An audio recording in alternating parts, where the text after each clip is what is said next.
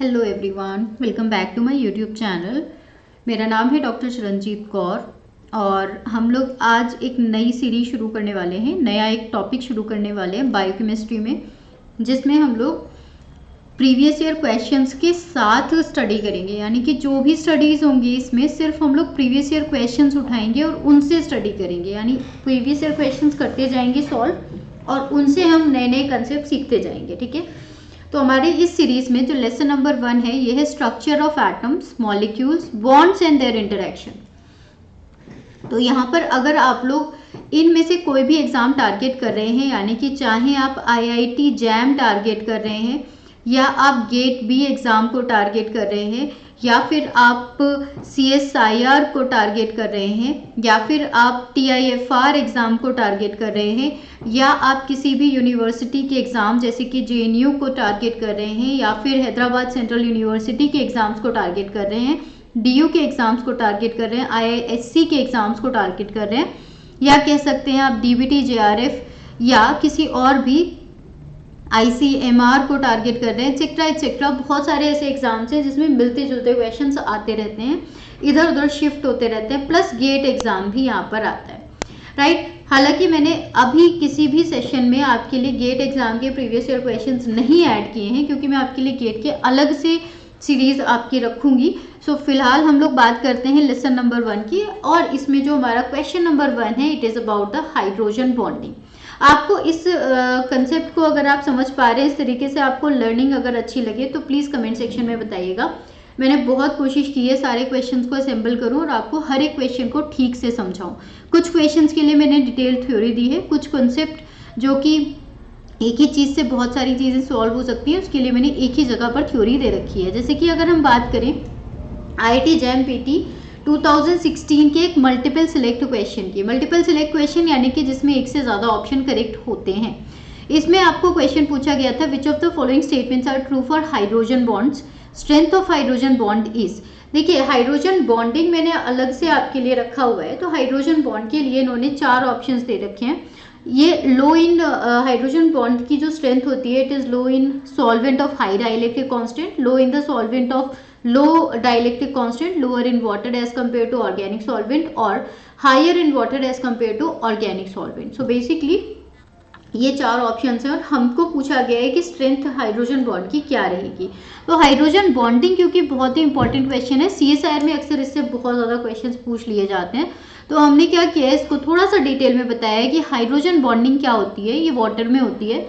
In the liquid state they are rapidly being formed and broken. तो जब liquid state में होते हैं वाटर, तो वो बार बार बनते हैं, बार बार बिगड़ते हैं, हाइड्रोजन बॉन्डिंग, क्योंकि जो इनके पार्टिकल्स हैं, वाटर पार्टिकल, वो एक दूसरे से दूर चलते रहते हैं। जैसे कि आप इस फिगर में देखें तो 2 तरीके के OH बॉन्ड्स हैं, O से H के 2 तरीके के बॉन्ड्स हैं। एक तो है इंट्रामोलिकुलर OH बॉन्ड जो कि HOH के फॉर्म में है, ये है इंट्रामोलिकुलर बॉन्ड, जो जिसकी जो रेडियस है, बॉन्ड लेंथ है, दिस इज 1.01 एंगस्ट्रॉम, एंड दूसरा इंटरमोलिकुलर बॉन्ड है जिसकी बॉन्ड लेंथ है आपकी 1.76। तो जो 1.676 है ये आपका डॉटेड दिखाया हुआ है, यानी कि अगर हम इसके साथ एक दूसरा वाटर मॉलिक्यूल रखें, ये इसको हम इस तरीके से नहीं दिखा सकते, इसे यहाँ पे मैं दिखा सकती हूँ। एक ऑक्सीजन है, इसका वाटर मॉलिक्यूल यहाँ पर है, तो ये वाला जो है यहाँ इन दोनों के बीच का जो बॉन्ड लेंथ है, दिस इज 1.75, और इन दोनों के बीच का bond length is 1.01 angstrom. Okay, so इन दोनों की जो बॉन्ड लेंथ की बात हुई, जो बॉन्ड लेंथ की क्लोजनेस की बात हुई, कौन कितना क्लोज है, उससे ये पता चलता है कि जो इंट्रामोलिकुलर बॉन्ड है वो बहुत ज़्यादा स्ट्रॉन्ग है। जितनी कम डिस्टेंस होती है, यानी जितनी कम बॉन्ड लेंथ होती है, उतनी ज़्यादा स्ट्रेंथ होती है बॉन्ड की। सो अगर हम इसके मैग्नीट्यूड की बात करें तो ये वाला ज़्यादा स्ट्रॉन्ग है एज कम्पेयर टू दिस, और अगर हम मैक्रोस्कोपिक स्केल पर देखें तो ये पता चलता है कि जैसे अगर हम 2 आइस की बात करते हैं, हम फ्रोजन वाटर की बात करते हैं, अगर आपको पानी के ऊपर चलने को कहा जाए तो आप उस पर फिसल जाएंगे, you can not stand over that. लेकिन अगर हम इसी चीज़ को ये समझें कि वाटर है, वाटर मॉलिक्यूल एक दूसरे के साथ कितना टाइटली जुड़ा हुआ है कि जो आइस होता है वो उसके ऊपर आराम से एक ही जगह पर जुड़ा रहता है। सो वाटर के पास 2 लोन पेयर ऑफ इलेक्ट्रॉन्स होते हैं, 2 हाइड्रोजन एटम होते हैं जो कि एक हाईली इलेक्ट्रोनेगेटिव ऑक्सीजन के साथ जुड़े हुए होते हैं। सो वाटर के पास जो लोन पेयर ऑफ इलेक्ट्रॉन है वो ऑक्सीजन के पास है और 2 हाइड्रोजन एटम उस ऑक्सीजन से जुड़े हुए भी हैं। इसका मतलब हर एक वाटर मॉलिक्यूल लगभग 4 बॉन्ड में काम कर सकता है। हालांकि एक और इम्पॉर्टेंट चीज़ ये है कि ये 4 बॉन्ड में तब सारे के सारे वाटर मॉलिक्यूल नहीं करेंगे, यानी कि अगर 4 मॉलिक्यूल हैं 1, 2, 3 एंड 4, तो इनमें से मान लेते हैं ये इन तीनों के साथ आपका हाइड्रोजन बॉन्डिंग कर रहा होगा, लेकिन बाकी सारे इस तरीके से नहीं कर रहे होते। तो जो वाटर होता है in the form of liquid, इसके केस में आपका जो हाइड्रोजन बॉन्ड का एवरेज नंबर है इट इज अबाउट 3.5। लेकिन वही अगर हम आइस बना लेते हैं तो आइस में ये वाटर मॉलिक्यूल एक दूसरे के बहुत ज़्यादा क्लोज विसिनिटी में आ जाते हैं, मूव नहीं कर रहे होते, तब इनकी हाइड्रोजन बॉन्डिंग मैक्सिमम होती है और वो मैक्सिमम होके हो जाती है 4। So one interesting consequence of this is that water form a 3D crystalline structure. Water से एक 3D crystalline structure बन जाती है जो कि एक्चुअली डिस्टॉर्टेड टेट्राहेड्रॉन होती है, यानी कि ऑक्सीजन sp3 हाइब्रिडाइजेशन में होता है टेट्राहेड्रल इलेक्ट्रॉनिक ज्योमेट्री में, जिसके अंदर 2 बॉन्डिंग ऑर्बिटल्स होते हैं और 2 लोन पेयर्स होते हैं। तो ये आपकी इस तरीके से स्ट्रक्चर है जिसके अंदर 2 लोन पेयर ऑफ इलेक्ट्रॉन्स हैं और 2 बॉन्डेड एटम्स हैं। ये जो बॉन्डेड एटम्स हैं all of these are involve with hydrogen bond. So जो लोन पेयर्स होते हैं वो हाइड्रोजन बॉन्ड एक्सेप्टर का काम करते रहते हैं और जो हाइड्रोजन होते हैं यानी कि H होते हैं एटम, हाइड्रोजन एटम, वो एक हाइड्रोजन बॉन्ड डोनर का काम करते रहते हैं। यानी कि अगर हम बात देखें तो वाटर से इस तरीके से हम वाटर को बना सकते हैं।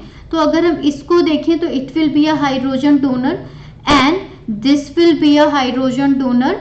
लेकिन अगर हम देखें इसी पर एक आपके 2 electrons, lone pair of electron present है, सो दिस इज वाई यहाँ पर ऑक्सीजन अकेला, this will be hydrogen acceptor. So इस कंडीशन में एक हाइड्रोजन बॉन्ड यहाँ, एक हाइड्रोजन बॉन्ड यहाँ, एक हाइड्रोजन बॉन्ड इसके साथ दूसरे वाटर का, एक हाइड्रोजन बॉन्ड इसके साथ दूसरे वाटर का, इस तरीके से होता रहता है। So all of these are involve with the hydrogen bonding. So each oxygen is attached to 4 hydrogens, 2 are 1.01 covalent और 2 1.75 एंगस्ट्रॉम हाइड्रोजन बॉन्ड से जुड़े हुए होते हैं, जिसकी वजह से आपको एक प्रॉपर इस तरीके से क्रिस्टल स्ट्रक्चर मिलती है, जिसको आप इस तरीके से यहाँ पर देख सकते हैं। ये जो आइस है, आइसबर्ग आपने सुना होगा, आइसबर्ग वो पानी के ऊपर आराम से तैरती रहती है क्योंकि इनका अपना हाइड्रोजन बॉन्डिंग अपनी बहुत स्ट्रांग होती है as compare to water. So removing, basically हम ये कह सकते हैं कि कई बार हाइड्रोजन की, अब हम उस क्वेश्चन के बारे में बात करें तो जो हाइड्रोजन बॉन्डिंग होती है, अगर हम सॉल्वेटिंग वाटर को रिमूव करेंगे, यानी कि अगर हम किसी वाटर एक्वस सॉल्यूशन में किसी भी चीज़ को रख रहे हैं तो उस कंडीशन में वाटर हमारे जो मॉलिक्यूल होता है उसके साथ इंटरैक्ट करना शुरू कर देता है। अब अगर हमें वाटर को हटाना है तो उससे हमें एनर्जी लगानी पड़ेगी, वो कॉस्टली प्रोसेस है। और इसीलिए जब जो भी स्पीशीज़ हैं जिनके अंदर हाइड्रोजन बॉन्डिंग नहीं होती उनको आप आसानी से पार्टीशन कर सकते हो, राइट। जैसे नॉन पोलर को अगर आप वाटर में ऐड करोगे तो नॉन पोलर इजीली सेपरेट हो जाएंगे क्योंकि उनके बीच में हाइड्रोजन बॉन्डिंग नहीं होती है। इसीलिए we can say strong driving force for the hydrogen bond formation in the non polar solvent relative to water arises because of the absence of competing hydrogen bonding from water molecule and the much poorer charge screening or salvation from the low dielectric non-polar solvent than from the water. So basically अगर हमें hydrogen bond का ज़्यादा, अगर हम कहें कि किस में ज़्यादा स्ट्रॉन्ग हाइड्रोजन बॉन्डिंग होती है तो नॉन पोलर सॉल्वेंट में ज़्यादा अच्छी हाइड्रोजन बॉन्डिंग होती है क्योंकि वहाँ पर कोई भी वाटर मॉलिक्यूल नहीं होता जो कि आपकी स्पीशीज़ के साथ हाइड्रोजन बॉन्डिंग कर सके, कंपटीशन बढ़ा सके। तो इंटरनल कंपटीशन नहीं होता, इंटरनल कंपटीशन नहीं होता, इस वजह से उसकी एनर्जी ज़्यादा होती है। दूसरी बात, अगर हम बात करें इसी चीज़ को डाइलेक्ट्रिक कांस्टेंट पे, तो देखिए डाइलेक्ट्रिक कांस्टेंट जो होता है वो होता है पोलर सॉल्वेंट का, राइट, जो कि पोलैरिटी को डिटरमाइन करता है। यानी कि कोई मॉलिक्यूल पोलर है या नहीं वो हमें इसके डाइलेक्ट्रिक कांस्टेंट से पता चलता है। और वाटर बहुत ज़्यादा पोलर होता है और उसका डाइलेक्ट्रिक कांस्टेंट होता है 80। तो यानी कि हमारे जितने भी नॉन पोलर मॉलिक्यूल्स हैं उनका डाइलेक्ट्रिक कांस्टेंट डेफिनेटली 80 से कम होगा और अगर डाइलेक्ट्रिक कांस्टेंट कम होगा तो उसकी पोलैरिटी कम होगी, जब उसकी पोलैरिटी कम होगी तो उसकी वजह से हम कह सकते हैं कि जो हमारा वाटर मॉलिक्यूल है दिस विल बी वाटर की वजह से हमारा कंपटीशन बढ़ जाता है। अब बेसिकली 5 रूल्स होते हैं आपके पास हाइड्रोजन बॉन्ड बनने के। पहला रूल कहता है हाइड्रोजन बॉन्ड की जो लेंथ है, जो हाइड्रोजन बॉन्ड की, जस्ट अ मिनट, जो हाइड्रोजन बॉन्ड की लेंथ है, okay, so here it is the reference of this figure. So basically ये जो आपकी हाइड्रोजन बॉन्ड की लेंथ होती है, अगर हम इसकी बात करेंगे, ये इंडिपेंडेंट होती है एनवायरनमेंट के। यानी कि अगर आप बात कीजिए यहाँ पर कि हाइड्रोजन बॉन्ड की लेंथ कितनी होगी, वो पोलर और नॉन पोलर में अलग होगी, तो नो, इट इज फ्री, इसका एनवायरनमेंट के साथ कोई लेना देना नहीं है। दूसरी बात, जो हाइड्रोजन बॉन्ड होते हैं ये जितना डेल्टा pKa कम होता जाएगा उतना ज़्यादा शॉर्ट होती जाएगी। डेल्टा pKa क्या है भाई? हर एक मॉलिक्यूल की एक pKa वैल्यू होती है, राइट। pKa वैल्यू क्या है, इसके लिए हम आगे वाला chapter solution pH and buffer पढ़ेंगे तो हमें pKa वैल्यू का पता लगेगा। तो ये जो pKa वैल्यू है, जो dissociation constant, log of dissociation constant है, वो हर एक स्पीशीज का अलग अलग होता है। और अगर इन दो स्पीशीज जिनके बीच में हाइड्रोजन बॉन्डिंग हो रही है, इन दोनों के बीच का जो ये जो डेल्टा pKa वैल्यू अगर आपको मिल जाए, ये जितनी कम होगी उतना ही कम हाइड्रोजन बॉन्डिंग होगी। जैसे आप एग्जाम्पल के तौर पर यहाँ रख लीजिए, सोडियम मैलिएट है, सोडियम मैलिएट में हाइड्रोजन बॉन्डिंग हो रही है। सो देखिए इसमें जो डोनर है वो भी सोडियम मैलिएट, इसका हो गया है 2, और जो एक्सेप्टर है इसका भी है 2। इस केस में जो डोनर और एक्सेप्टर हैं दोनों की जो pKa वैल्यूज हैं दोनों इक्वल हैं, सो ये डेल्टा pKa हो गई 0। जब डेल्टा pKa 0 हो गई तो उस कंडीशन में आपकी हाइड्रोजन बॉन्ड की जो रेडियस है इट इज 2.445 एंगस्ट्रॉम। वहीं अगर हम सक्सिनिक एसिड के देखेंगे तो सक्सिनिक एसिड के केस में 4.2 एंड -4 होता है। अब ये जो 4.2 एंड -4 है, इसकी वजह से डेल्टा pKa जो है वो आ गया आपका 8.2, और इस कंडीशन में आपकी जो रेडियस है वो बढ़ जाती है। ये वैल्यू आपकी दिखाई दे रही है सक्सिनिक एसिड की, और यहाँ पर वैल्यू आप देख पा रहे हैं आपके सोडियम मैलिक एसिड की। सो ये डेल्टा pKa की वजह से आपकी हाइड्रोजन बॉन्डिंग की जो डिस्टेंस है वो दिखाई दे रही है, यानी हाइड्रोजन बॉन्ड की जो डिस्टेंस है वो कम होती है डेल्टा pKa से।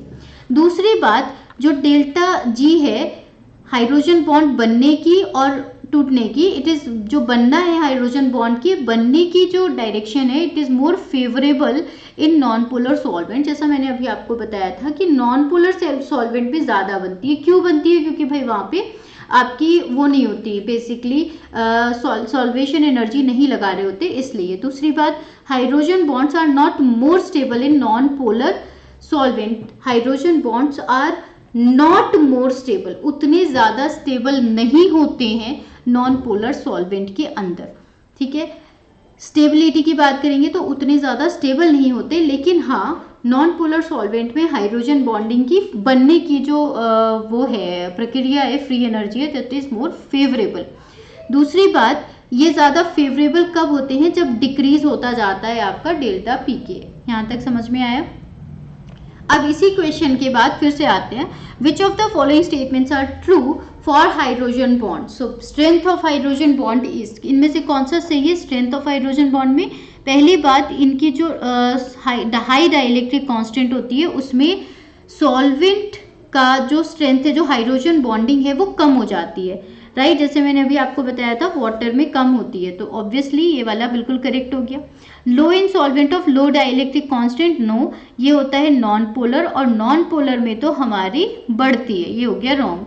Lower in water as compare to organic solvent, अगर ये सही है तो ये भी सही है, राइट। ये दोनों हो गए हमारे रॉन्ग। अगला क्वेश्चन आइए, aqueous environment in a spherical endosome. जो स्फेरिकल एंडोसोम होते हैं उसके अंदर का एनवायरमेंट एक्वस है।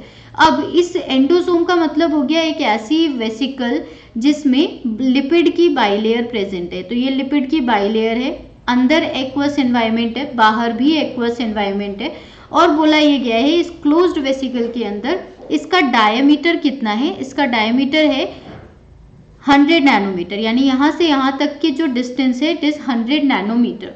नाउ इसका pH है 5.0। So in order to denature and hydrolyze the material, internalize by the cell. अब अगर मान लीजिए आपने इस एंडोसोम के अंदर कोई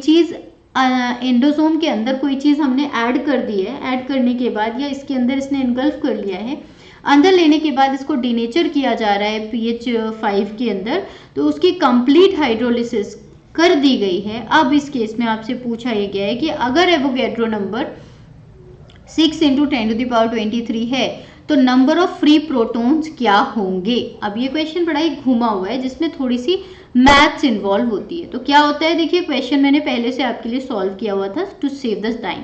सो बेसिकली हमें दिया गया था pH दिया था 5। दूसरी बात, हमें इस pH 5 दिया जाता है तो देखिए pH is equal to minus log of H ion concentration. अगर हमें pH की वैल्यू दी है तो हम एच आयन कंसंट्रेशन भी निकाल सकते हैं। सो क्योंकि हमें pH दिया गया था 5 तो इसका मतलब एच आयन कंसंट्रेशन हो गई 10⁻⁻5। नाउ 10⁻⁻5 मोल पर लीटर हो गया एच आयन कंसंट्रेशन। अब हमें निकालना है कि कितने number of H ion present थे या प्रोटोन प्रेजेंट थे वहां पे, राइट।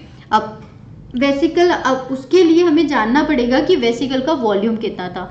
सो क्योंकि ये एक स्फेयर है और स्फेयर का वॉल्यूम होता है 4/3 πr³। सो r की वैल्यू हो गई 50 नैनोमीटर क्योंकि डायमीटर था 100 नैनोमीटर।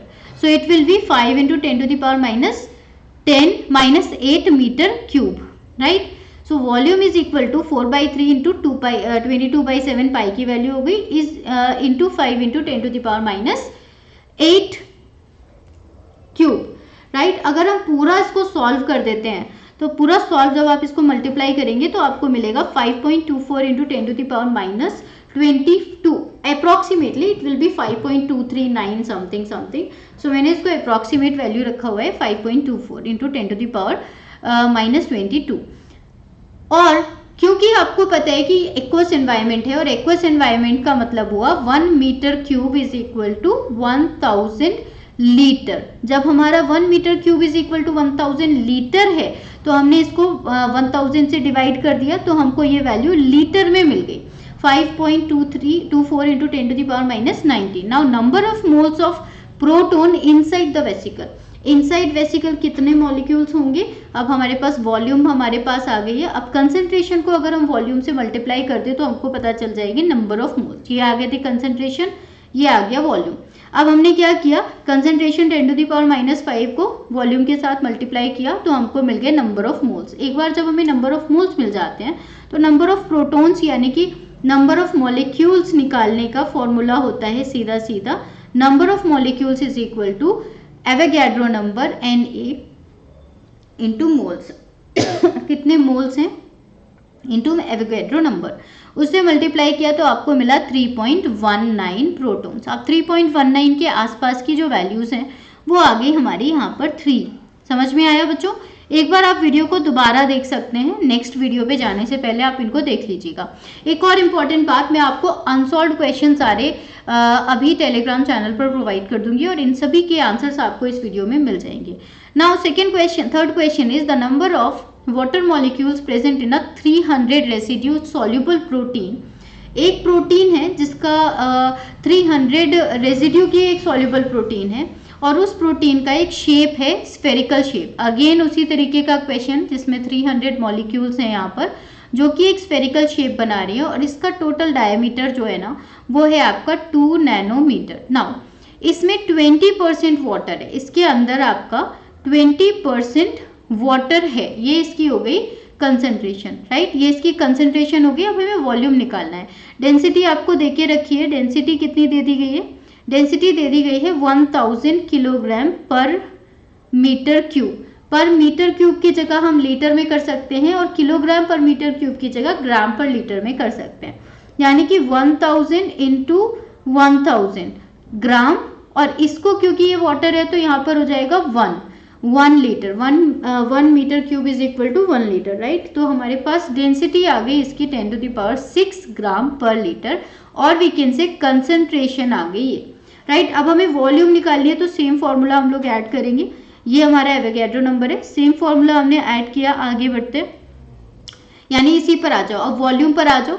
वॉल्यूम होगी 4/3 πr³। सो 4/3 इंटू पाई की वैल्यू इंटू आर की वैल्यू क्यूब लगा के सारी चीजें हमने निकाली। डेंसिटी हमारे पास ये आ गई 10⁻6, वेट, जो वेट या कह सकते हैं, या फिर हम इसको कह सकते हैं मोल्स कितने हैं, मोल्स विल बी जो वॉल्यूम है इंटू जो उसका कंसंट्रेशन है। So mole into concentration that will be 10⁶, जो इसका आ गया डेंसिटी, इंटू वॉल्यूम इंटू इसका कंसंट्रेशन, राइट। ये पूरा पार्ट आ गया जो कि इसका मॉलिक्यूल बता रहा है। So mole is equal to weight, mole मतलब नंबर ऑफ मॉलिक्यूल्स, मोल मतलब mole is equal to weight by molecular weight भी होता है, and number of molecule by Avogadro number भी होता है। अगर हमें पता है कि मोल्स का मतलब यही है, और हमें यहाँ पर मोल टोटल दिया नहीं गया, हमें वेट निकाल दिया है हमने, तो यहाँ पर हमने क्या किया, इन दोनों फॉर्मूला को इक्वल कर लिया, क्योंकि हमको निकालना था नंबर ऑफ मॉलिक्यूल।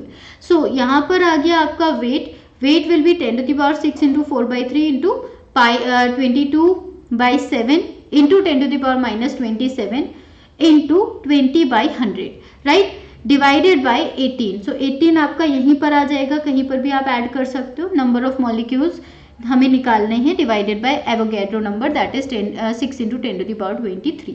जब हम पूरा सॉल्व करते हैं तो हमको आंसर मिलता है 27.9, यानी कि लगभग 28 मॉलिक्यूल, जो कि आपका ऑप्शन नंबर 2 है। समझ आया बच्चों? अगला क्वेश्चन करते हैं, क्वेश्चन नंबर 4। ये गेट बी का क्वेश्चन है, 2020 में आया हुआ। इस क्वेश्चन में पूछा गया है विच of the following incorrectly describes a molecule with a mass 1000 times of the water.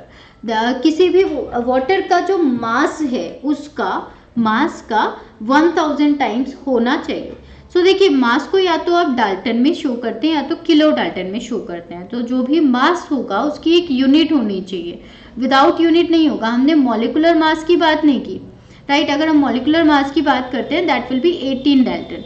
सो अगर हमने इसको 1000 टाइम्स किया यानी कि 18 किलो डाल्टन, सही है, राइट, ये सही है। फिर पूछा 18,000 डाल्टन, ये भी सही है, या इसका मॉलिकुलर वेट 18,000 डाल्टन, ये भी सही है। लेकिन ये गलत है, क्योंकि जो वाटर है इसका मॉलिकुलर वेट होता है H+O, यानी कि 1 + 1 + 16। दिस इज एक्चुअली कितना होता है, दोनों का जो मॉलिकुलर वेट पूरा मिला के होता है 18, ठीक है। Coming to the next question, question number 5। See question number 5 कह रहा है water has a high dielectric constant of 80 in contrast with many non-polar solvents have very low dielectric constant. Due to this property, how would the strength of the electrostatic interactions between various charged side chains of the amino acids in the protein change after their transfer from the non-polar solvent to water? Question में पूछा गया है कि अगर हम water का जो dielectric constant है वो होता है 80, और जो नॉन पोलर सॉल्वेंट्स होते हैं उनका डाइलेक्ट्रिक कांस्टेंट बहुत ही कम होता है। अब इस प्रॉपर्टी की वजह से अगर हम किसी इलेक्ट्रोस्टैटिक इंटरेक्शन की स्ट्रेंथ को मेजर करना शुरू करें, तो वो अगर हम किसी अमाइनो एसिड की साइड चेन की बात करते हैं, जो चार्ज्ड साइड चेन है, उसको अगर हमने पोलर से नॉन पोलर में लेकर गए हैं, या सॉरी नॉन पोलर से पोलर में लेके गए हैं, तो क्या फर्क आएगा। तो देखिए, जो हमारा इलेक्ट्रोस्टैटिक इंटरेक्शंस होते हैं वो डिपेंड करते हैं E is equal to Q1 Q2 divided by R² into D। Now this D is basically dielectric constant, okay. So dielectric constant अगर ज्यादा है, अगर हमारा डाई इलेक्ट्रिक कॉन्स्टेंट ज्यादा होगा तो जो भी इलेक्ट्रोस्टैटिक इंटरेक्शन होंगे वो कम हो जाएंगे, राइट। सो अगर हमने एक बार देखा है E जब हमारा नॉन पोलर में था तब वो D से, क्योंकि D इसका कम था, लेस D था, लेस वैल्यू थी D की, सो ये E नॉन पोलर वाली वैल्यू मोर थी, इसकी वैल्यू ज्यादा थी। लेकिन जब हमने इसी E को जब हमने ट्रांसफर कर दिया है वाटर में, अब हमारा वाटर में ट्रांसफर हो गया है, तो अब क्या होगा, ये हमारा जो नॉन पोलर से रिलेटेड था उसका 80 टाइम्स लेस हो जाएगा, ओके, उसका 80 टाइम्स लेस हो जाएगा। और वी कैन से जो भी उसकी वैल्यू थी, नॉट 80 टाइम्स बट जो भी उसकी वैल्यू थी वो कम हो जाएगी, क्योंकि यहाँ पर आपका डिवीजन में यानी डिनोमिनेटर में 1/80 आ जाएगा। सो वो 80 की वजह से इसकी वैल्यू हो जाएगी लेस, जब इसकी वैल्यू लेस हो जाएगी तो electrostatic interaction will become weaker. So answer is second. Clear हुआ? Okay, now coming to the next question. Which of the following properties of water makes it an ideal solvent in biological system? Biological system के अंदर एक अच्छा solvent जो कि किसी को भी अपने अंदर डिसॉल्व करने की प्रॉपर्टी रखता है, किसी को भी अपने अंदर मिक्स करने की प्रॉपर्टी रखता है, वाटर के अंदर सबसे अच्छी है। क्यों? क्योंकि उसकी हीट कैपेसिटी बहुत ज़्यादा है, उसकी वेपराइजेशन की हीट बहुत ज़्यादा है, उसकी फ्यूज़न की हीट भी ज़्यादा है और उसकी सरफेस टेंशन भी ज़्यादा है। दिस इज़ द रीज़न कि वो बहुत ही अच्छा सॉल्वेंट है। फिर अगला क्वेश्चन आता है, hydrogen bonding will be maximum in ice. मैंने अभी आपको बताया था 4 होती है। Coming to next question, water as a high dielectric constant of 80। Same question है, रिपीटेड। ये JNU BT 2012 में आया था और उसके पहले वाला जो क्वेश्चन अभी हमने किया this was in JNU BT 2017, यानी कि सेम क्वेश्चन, सेम चीज़ें रिपीट हुई थी, बस ऑप्शन यहाँ छोटे थे, वहाँ थोड़े बड़े थे। Coming to the question number 9, which of the following can not be classified as a weak interaction. इनमें से कौन सा एक वीक इंटरेक्शन में क्लासीफाई आप नहीं कर सकते हैं? इसमें आते हैं van der Waals force, peptide bond, hydrogen bond, ionic interaction. तो देखिए ये वाला आपका एक इंटरमॉलिक्यूलर इंटरेक्शन है, यानी दो मॉलिक्यूल के बीच में होने वाला। Hydrogen bond is also intermolecular, ionic interaction is also intermolecular, और बेसिकली इंटरमॉलिक्यूलर है, ये भी आपका इंटरमॉलिक्यूलर ही है। लेकिन अगर हम इनकी बात करते हैं तो ये हो जाता है आपका नॉन कोवैलेंट। नॉन कोवैलेंट की एनर्जी होती है कम। Peptide bond is covalent. Covalent का मतलब है बराबर, यानी कि इक्वल शेयरिंग। यहाँ पर इक्वल शेयरिंग होती है of electron pair, electron pair, इसलिए हमारा सबसे स्ट्रांग हो जाता है पेप्टाइड बॉन्ड। इसे आप वीक नहीं कह सकते हैं। Question number 10 is which is soluble in water. इनमें से कौन है जो सॉल्युबल होता है वाटर में?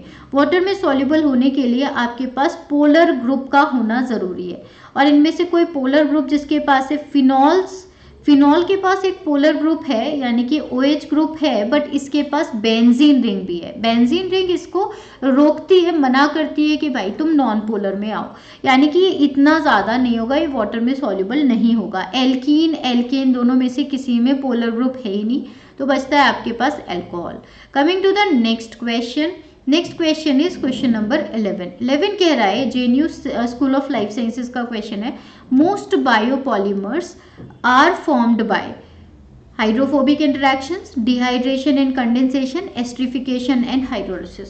सो ज़्यादातर जो बायोमॉलिक्यूल्स या बायोपॉलीमर्स होते हैं, जैसे DNA हो गए, कार्बोहाइड्रेट हो गए या फिर प्रोटीन हो गए, वो किसकी वजह से होते हैं? वो कंडेंसेशन या जिसमें वाटर का रिमूवल होता है, या वी कैन से वहाँ पर सॉल्वेशन होती है। वहाँ पर क्या होता है? सॉल्वेशन होती है, यानी कि सॉल्यूट, मतलब जो भी आपका वाटर होगा उसको रिमूव किया जाएगा तब जाके बनेगी। ओके, सॉल्वेशन होगा। सो सॉल्वेशन मतलब removal of water, and this is why ये इतना इजीली नहीं हो पाता है। Next, esterification. हर जगह एस्ट्रिफिकेशन नहीं होता, हर जगह हाइड्रोलिसिस, हाइड्रोलिसिस से तो टूटता है, हाइड्रोलिसिस से तो ब्रेक डाउन होता है, इससे बनेगा नहीं। सो ये भी हो गया हमारे लिए रॉन्ग। हाइड्रोफोबिक इंटरेक्शन सब जगह नहीं होते हैं। Coming to the next question, bond angle in water is. Water के अंदर जो बॉन्ड एंगल होता है वो होता है 104.5 degree. Coming to question number 13, a tiny droplet of water जिसका मॉलिक्यूल, जिसका जो वॉल्यूम है वो 1 माइक्रोलीटर है, इसके अंदर कितने वाटर मॉलिक्यूल हो सकते हैं? सो बेसिकली अगर हम यहाँ पर देखें तो इसका जो मतलब रहता है वो आपका आता है 6 × 10⁻23। इतने नंबर ऑफ मॉलिक्यूल हो सकते हैं 1 मोल में, राइट। 1 मोल का मतलब होता है क्या? ग्राम पर लीटर, 1 ग्राम पर लीटर, जितना भी आपका वेट बाय मॉलिकुलर वेट रखेंगे, राइट। उससे जब हम पूरा फॉर्मूले से यहाँ कैलकुलेट करते हैं तो this will B, answer will be 10⁻6, 106 से लेके 109 ट्रिलियन वाटर मॉलिक्यूल आपको मिल सकते हैं। Coming to the next question, ये आपका CSIR के क्वेश्चन है दिसंबर 2016 के। पहला क्वेश्चन है यहाँ पर, from the following statement, just a minute, I am just zooming it. So question ये कह रहा है आपका कि फ्रॉम द फॉलोइंग स्टेटमेंट्स, कुछ स्टेटमेंट्स दे रखे हैं आपको, जैसे hydrogen, deuterium, tritium differ in the number of protons. जो हाइड्रोजन है, ड्यूटेरियम है एंड ट्राइटियम है, इसको हम लिख देते हैं hydrogen 1H1, deuterium 1H2 and tritium होता है 1H3। ये नंबर ऑफ प्रोटॉन में होते हैं। तो देखिए नंबर ऑफ प्रोटॉन यानी कि एटॉमिक मास, यानी कि ये नंबर। सो ये है आपका प्रोटॉन नंबर, यही है आपका इलेक्ट्रॉन नंबर। तो ये तो सब में सेम है, यानी ये स्टेटमेंट हो जाता है रॉन्ग। पहला स्टेटमेंट रॉन्ग है और हमसे पूछा जा रहा है ऑल करेक्ट, यानी कि ए वाला जहां भी है वो हम पहले ही रॉन्ग कर देते हैं, ये वाला हो गया गलत। अब या तो ये हो सकता है या तो ये हो सकता है। देखा जाए तो ई दोनों में कॉमन है, अगर हम बी, सी या डी, एफ देखें तो हमारा हो जाएगा। Hydrogen, deuterium and tritium differ in the number of neutrons. देखिए जब हमारे इलेक्ट्रॉन बराबर हैं, प्रोटॉन बराबर हैं, तो हमारा जो एटॉमिक मास होता है, atomic mass is equal to neutron plus proton. तो न्यूट्रॉन का नंबर प्रोटॉन, अब हमें एटॉमिक मास पता है इसका है 1, जैसे कि 1H1 में जो न्यूट्रॉन होंगे वो होंगे 0, 1H2 में न्यूट्रॉन होंगे 1 और जस्ट अ मिनट इसमें हो गए 1, और अगर हम 1H3 की बात करें तो इसमें हो गए 2 न्यूट्रॉन। तो यस, ये वाला बिल्कुल सही है, उसी के साथ हमारा आंसर हो गया सेकेंड। सी पर आते हैं, both deuterium and tritium are radioactive. Wrong, tritium radioactive है बट दिस इज नॉट, ये आपका रेडियो एक्टिव नहीं होता है। ट्राइटियम रेडियो एक्टिव है जो कि हीलियम में डिके करता है, सही है। फिर आते हैं हम लोग, carbon 14 decays to nitrogen 14, correct है। Carbon 14 decays to carbon 13, wrong, ठीक है।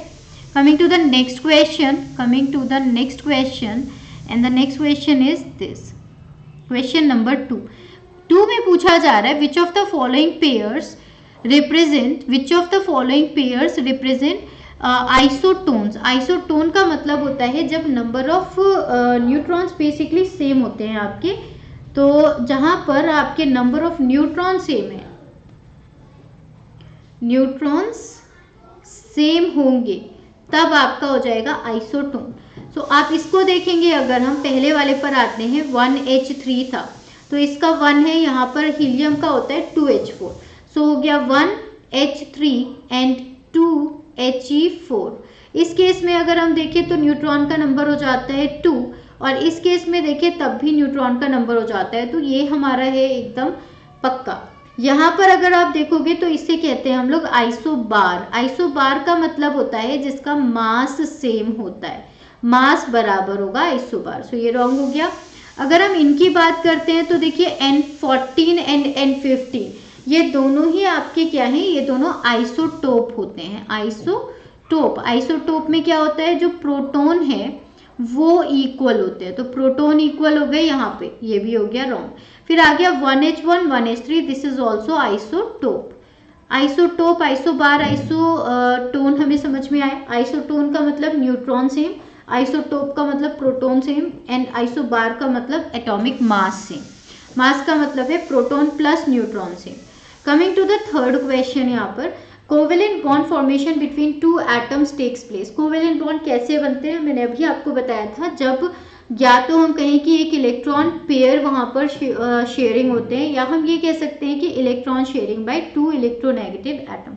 2 इलेक्ट्रोनेगेटिव एटम जो होते हैं वो शेयरिंग कर रहे होते हैं, तो कोवेलेंट बनते हैं। यहाँ पर था transfer of electron from 1 atom to other, तो वो होते हैं आयनिक बॉन्ड, आयनिक इंटरेक्शन होंगे। One side sharing of electron, this will be the coordinate bond, इसको हम कोऑर्डिनेट बॉन्ड कहते हैं, ये भी हो गया wrong. Affinity between 2 atoms, 2 atoms के बीच में एफिनिटी कितनी है, तो एफिनिटी की बेसिस पर आपके आ जाते हैं हाइड्रोजन बॉन्डिंग भी हो सकती है, और यहाँ पर आप क्योंकि पोलर बॉन्ड से, इसके अलावा आपके दूसरे इलेक्ट्रोस्टैटिक इंटरेक्शंस भी आ सकते हैं, but not a covalency. Next question आ रहे हैं हम लोग क्वेश्चन नंबर 4 पे। क्वेश्चन नंबर 4 क्या कह रहा है कि the interaction between atom A and B is 400 kilo joule per mole, the type of interaction between them is. अगर हम 400 किलो जूल की बात करते हैं तो 400 किलो जूल का मतलब हो जाता है लगभग 400 का मतलब आप एक जगह नोट कर लें, इसका मतलब लगभग 90 किलो कैलोरी भी है। 90 किलो कैलोरी, लगभग 90 किलो कैलोरी पर मोल भी हो सकता है। यानी अगर आपका 90 में लिखा जाए या 400 किलो जूल लिखा जाए, it is almost the same. अगर हम इसकी बात करते हैं तो सभी नॉन कोवेलेंट इंटरैक्शंस जो होते हैं उन सबकी एनर्जी, सभी नॉन कोवेलेंट इंटरैक्शंस की एनर्जी लेस देन 40 होती है, राइट। सो अब हम अगर लास्ट वाले की बात करते हैं तो हम एक पॉइंट यहाँ पर नोट करेंगे, ऑल नॉन कोवेलेंट, जितने भी नॉन कोवेलेंट इंटरैक्शंस होते हैं have less than 40 kilo joule, 40 kilo joule per mole. अब 40 किलो जूल पर मोल होते हैं अंडर एक्वस एनवायरनमेंट, यानी कि पोलर एनवायरनमेंट कह सकते हैं। तो पोलर एनवायरनमेंट में या एक्वस एनवायरनमेंट में इतनी बॉन्ड लेंथ होती है, और जो भी कोवेलेंट होते हैं उनकी बॉन्ड लेंथ जो है ना वो 400 से ज़्यादा होती है। यहाँ पर अगर हम देखें तो आंसर हमारा बन रहा है कोवेलेंट, क्योंकि ये 400 से ज़्यादा है या 400 किलो जूल है। Coming to the next question. Next question आपको ये कह रहा है, question number 5, so which of the following bond will be most difficult to break, सबसे डिफिकल्ट इनमें से कौन सा बॉन्ड होगा। तो देखिए दो चीज़ों पर डिपेंड करता है आपका बॉन्ड की स्ट्रेंथ। यहाँ पर आप नोट करेंगे दो चीज़ों पर बॉन्ड स्ट्रेंथ डिपेंड करती है। बॉन्ड स्ट्रेंथ किन दो चीज़ों पर डिपेंड करती है, एक तो होता है मॉलिक्यूल का साइज, साइज जितना छोटा होगा उतना ज़्यादा स्ट्रांग होगा, राइट। जितना साइज छोटा होगा उतना ही स्मॉलेस्ट साइज में उतना ही स्ट्रांग बॉन्ड होगा। दूसरी बात आती है उसकी पोलैरिटी की, राइट। उसकी बाद दूसरी चीज आती है पोलैरिटी, यानी कि जितना ज्यादा कोई पोलर होगा उतना ज्यादा स्ट्रांग होगा। सो मोर पोलर मोर स्ट्रॉन्गर या स्ट्रॉन्गर, ओके। जितना ज्यादा पोलर उतना ज्यादा स्ट्रांग, पोलर का मतलब स्ट्रांग हो गया। अगर हम यहाँ सबकी बात करेंगे तो देखिए कार्बन तो सब में कॉमन है, कार्बन कार्बन कार्बन कार्बन। अब आते हैं oxygen, nitrogen, phosphorus and sulphur. देखा जाए तो सबसे ज़्यादा अगर हम देखें तो नाइट्रोजन की अगर हम वो देखेंगे तो नाइट्रोजन का क्या रहता है, नाइट्रोजन का होता है 14, इसका मोलिकुलर फॉर्मूला में 14 होता है, इसका लगभग 32 होता है। सल्फर को अगर हम देखें तो सल्फर का होता है आपका एटॉमिक नंबर 7 एंड ऑक्सीजन का एटॉमिक नंबर होता है 8, राइट। तो देखा जाए तो सबसे ज़्यादा आपका बनता है या तो ऑक्सीजन की बात करें या तो सल्फर की। इन दोनों का जो साइज है वो ऑलमोस्ट सेम है, राइट। साइज तो लगभग सेम है। इन दोनों को तो हमने पहले ही एलिमिनेट कर दिया क्योंकि इनका जो एटॉमिक नंबर है वो बहुत ज़्यादा है, यानी इनका साइज बड़ा है। तो साइज बड़े वाले को आप पहले इग्नोर कर दो, इन दोनों का साइज लगभग बराबर है। अब बात करते हैं पोलैरिटी पे, तो ज़्यादा पोलर ज़्यादा इलेक्ट्रोनेगेटिव ऑक्सीजन है, तो यहाँ पर oxygen is more electronegative than sulphur. तो क्योंकि ऑक्सीजन हमारा सल्फर से ज़्यादा इलेक्ट्रोनेगेटिव है इसलिए ये ज़्यादा पोलर है। आया समझ में, इसलिए ये ज़्यादा पोलर है। सो आंसर हो गया हमारा नंबर 1। अब आते हैं हम लोग अगले क्वेश्चन पे 6 नंबर। So what would be the approximate energy released on breaking hydrogen covalent bond. So सबसे स्ट्रॉन्ग होता है यहाँ पे, सबसे स्ट्रॉन्ग हम ये कह सकते हैं दिस इज द स्ट्रॉन्गेस्ट। क्यों, क्योंकि सबसे छोटा है। हाइड्रोजन सबसे छोटा है, जिसकी जो एनर्जी होगी ना वो बहुत ज़्यादा होती है, और इसकी एनर्जी होती है लगभग 436 kilo joule per mole. So it is about 436 kilo joule per mole. यहाँ पर इसके सबसे क्लोज यही वैल्यू हो। Coming to the question number 7 कह रहा है arrange them according to the decreasing order of strength. Decreasing order of strength, तो देखिए आपकी जो स्ट्रेंथ होती है ना क्योंकि यहाँ 3 चीज़ें दी गई हैं तो मैं तीनों चीज़ों को बता देती हूँ। एक होता है sp3, एक होता है sp2, एक होता है sp। जैसे जैसे s कैरेक्टर बढ़ता जाता है, जितना ज़्यादा एस कैरेक्टर होगा उतना ज़्यादा उसकी स्ट्रेंथ होती जाएगी। एग्जाम्पल के तौर पर आप देख सकते हो जिसमें सी यहाँ पर आपका एच एच एच से जुड़ा हुआ है, ये है आपका sp3। दूसरी बात, अगर हमारा सी है, यहाँ पर कोई और सी, दूसरा सिंगल बॉन्ड है, दूसरा यहाँ पर आपका डबल बॉन्ड है और एक एच है, दूसरा एच है। तीसरे केस में यहाँ पर आपके पास ट्रिपल बॉन्ड है सी और ये जुड़ा हुआ है यहाँ पर एच से। तो इन तीनों में देखा जाए यहाँ पर आपका एस कैरेक्टर है 25% एस, यहाँ पर अगर हम देखें तो लगभग 33% एस है और यहाँ देखें तो लगभग हमारे पास 50% एस कैरेक्टर है।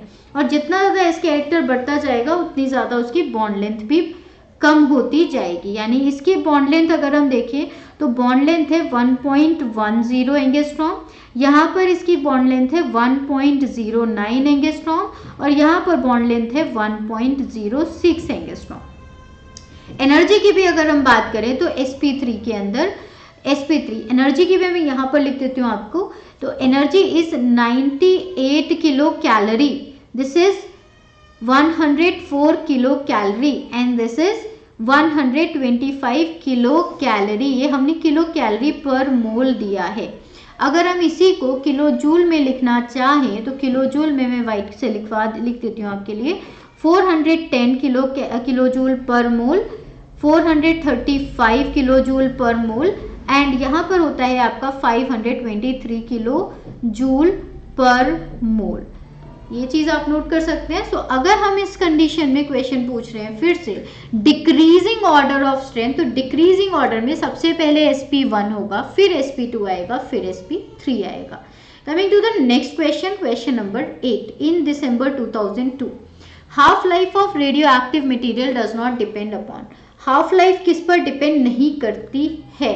तो देखिए, जो भी आप बचपन से पढ़ते आ रहे होंगे हम लोग कि रेडियो एक्टिव मटेरियल वो होते हैं जो हाई एनर्जी कंपाउंड रिलीज करते हैं, चाहे वो न्यूट्रॉन हो, प्रोटॉन हो या आपके इलेक्ट्रॉन हो। सो बेसिकली मतलब अल्फा बीटा गामा 3 तरीके के पार्टिकल्स वो रिलीज करते हैं, not electron, proton and neutron. अब वो जब भी कुछ चीज़ें रिलीज करते हैं तो उसकी वजह से इनके एटॉमिक नंबर और एटॉमिक मास पे कुछ इफेक्ट पड़ भी सकता है, नहीं भी पड़ सकता है।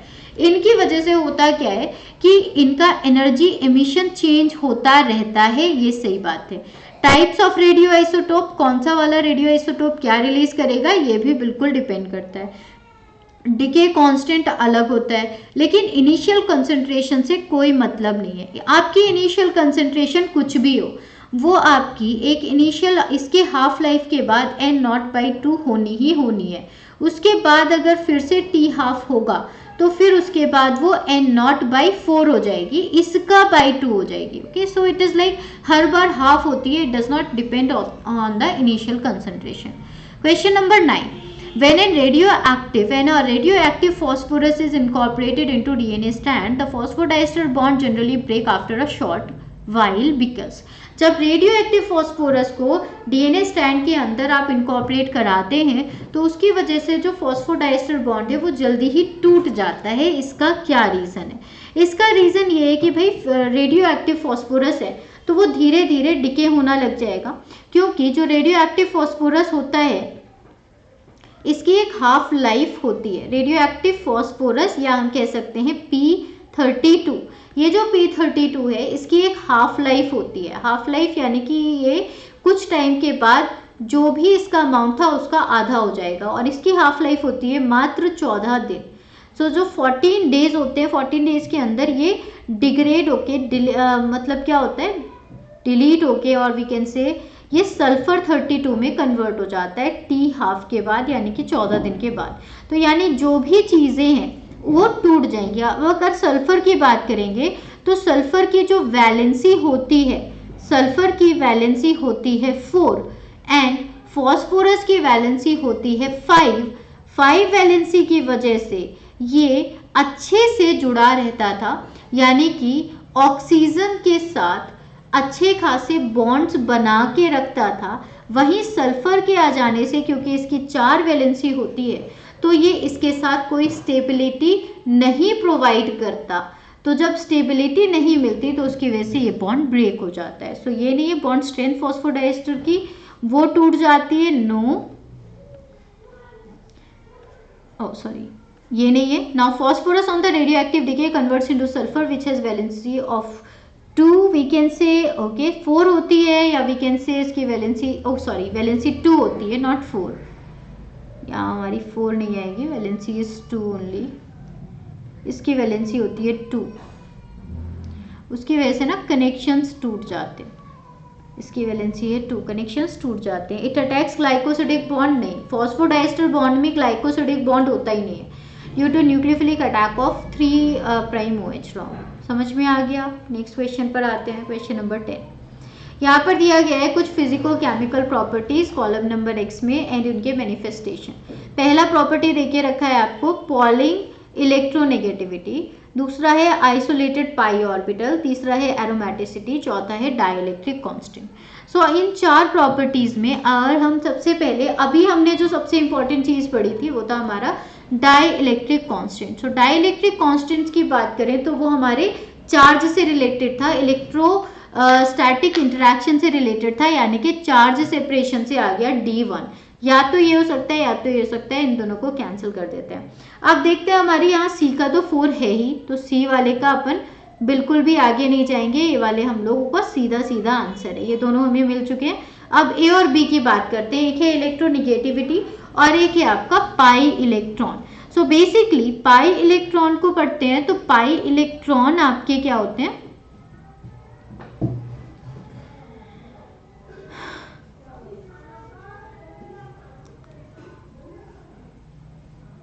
पाई इलेक्ट्रॉन्स जो होते हैं मतलब जो डबल बॉन्ड में आते हैं. तो पाई इलेक्ट्रॉन्स की अगर हम बात करें, पाई ऑर्बिटल ये ओवरलैप करती हैं, और जब ये ओवरलैप करती हैं तो ओवरलैप की वजह से रेस्ट्रिक्टेड रोटेशन हो पाता है, मतलब रोटेशन प्रॉपर हो नहीं पाता, और रेस्ट्रिक्टेड रोटेशन होता है.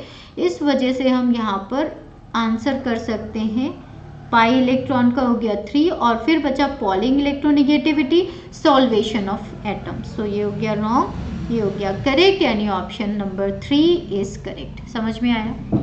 अगला क्वेश्चन आता है.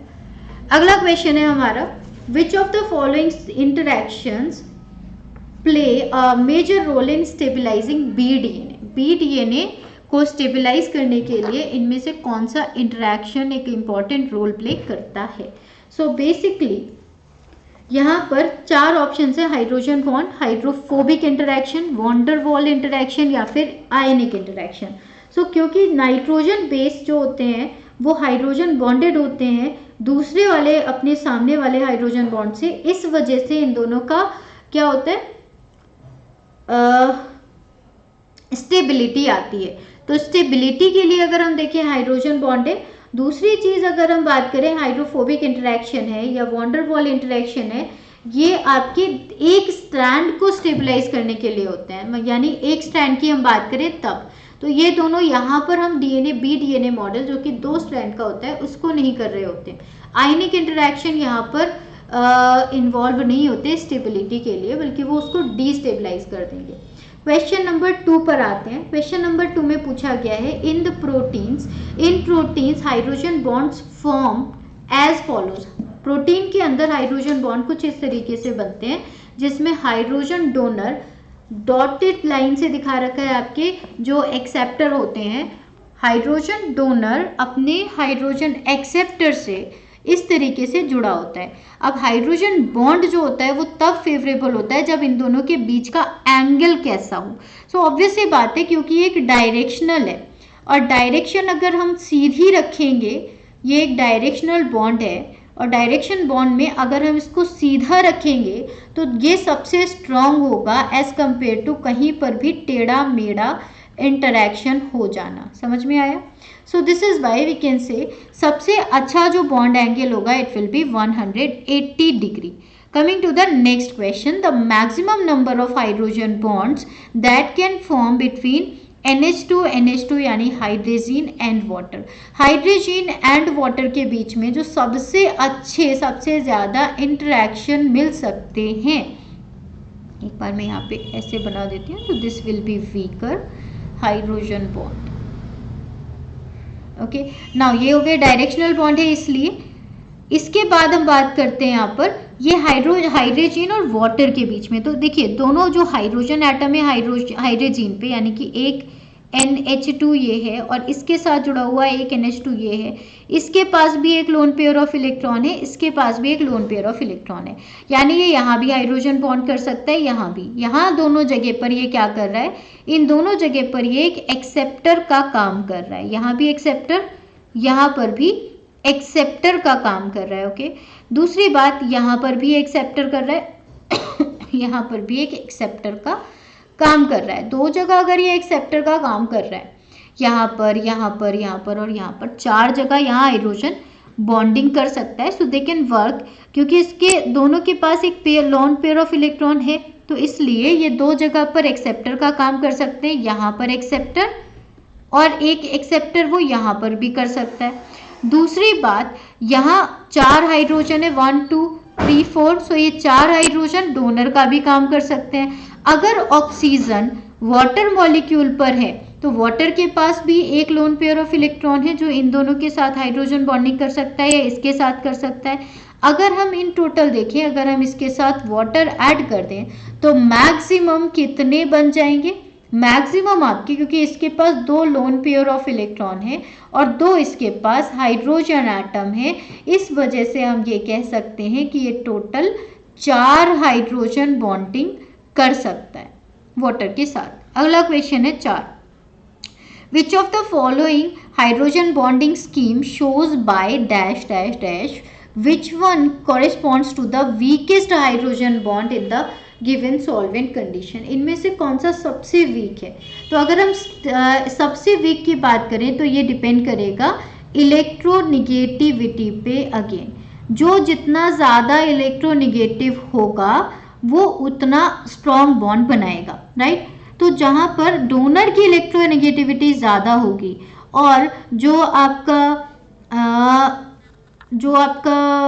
एक्सेप्टर है उसकी इलेक्ट्रोनिगेटिविटी कम होगी या पॉजिटिव चार्ज होगा, तब उसकी बात करेंगे, वहाँ पर सबसे स्ट्रॉन्ग बनेगा, ठीक है। और अगर हम यहाँ पर देखेंगे तो सबसे वीक की बात करें, देखिए यहाँ पर देखेंगे तो ये आपका बहुत ही कम है, यहाँ पर आपका जो हाइड्रोजन बॉन्डिंग होगी it will be very strong. यहाँ दोनों के बीच में इलेक्ट्रोनिगेटिविटी अच्छी है, यहाँ पर भी होगा। Okay, I think the question, okay, this is NH and H, क्योंकि H की बात कर रहे हैं हम लोग, हाइड्रोजन बॉन्ड की बात कर रहे हैं हाइड्रोजन के साथ। यहाँ पर आपका ये अपने साथ ही बॉन्ड बना रहा है, अपने साथ जब ये बॉन्ड बना रहा है हाइड्रोजन हाइड्रोजन, ये ज़्यादा स्ट्रांग होगा। बट अगर हम इसकी बात करें तो ये भी इलेक्ट्रोनिगेटिव है, ये भी इलेक्ट्रोनिगेटिव है, दोनों समझ नहीं पा रहे किसको क्या करना है। सो यहाँ एक इलेक्ट्रोनिगेटिविटी का डिफरेंस ज़्यादा नहीं है, डिफरेंस बहुत कम है। जब डिफरेंस यहाँ पर बहुत कम है तो ये आपके लिए सबसे कम होगा, ठीक है।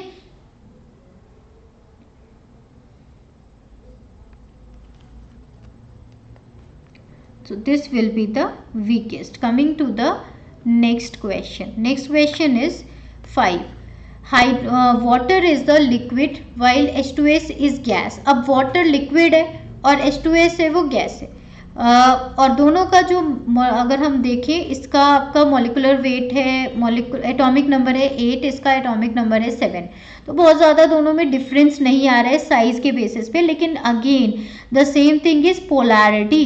तो पोलैरिटी या इलेक्ट्रोनिगेटिविटी की बात करें तो ये ज़्यादा इलेक्ट्रोनिगेटिव है, ये इलेक्ट्रोनिगेटिव ज़्यादा है as compare to electronegative sulphur से। और क्योंकि इन दोनों का इसका इलेक्ट्रोनिगेटिविटी ज़्यादा है तो ये दोनों एक दूसरे को बहुत ज़्यादा अट्रैक्ट करते हैं। इस वजह से वाटर के अंदर तो हाइड्रोजन बॉन्डिंग हो जाती है, और जब यहाँ हाइड्रोजन बॉन्डिंग हो जाती है तो ये एक दूसरे के ज़्यादा क्लोज आ जाते हैं। और जब ये दोनों एक दूसरे के क्लोज आ जाते हैं तो इनके बीच में ये गैस के फॉर्म में रह पाते हैं। क्लोज आने की वजह से वी कैन से इनकी एंट्रोपी हो जाती है कम। जब एंट्रोपी हो जाती है कम तो ये हो जाते हैं लिक्विड। बट अगर हम वाटर के अलावा अगर हम H2S की बात करते हैं तो उसमें कोई हाइड्रोजन बॉन्डिंग नहीं होती। जब हाइड्रोजन बॉन्डिंग नहीं होती है तो क्या होगा, तो उसकी एंट्रोपी, तो फिर वो एक दूसरे के क्लोज नहीं आते हैं, इनकी एंट्रोपी होती है हाई।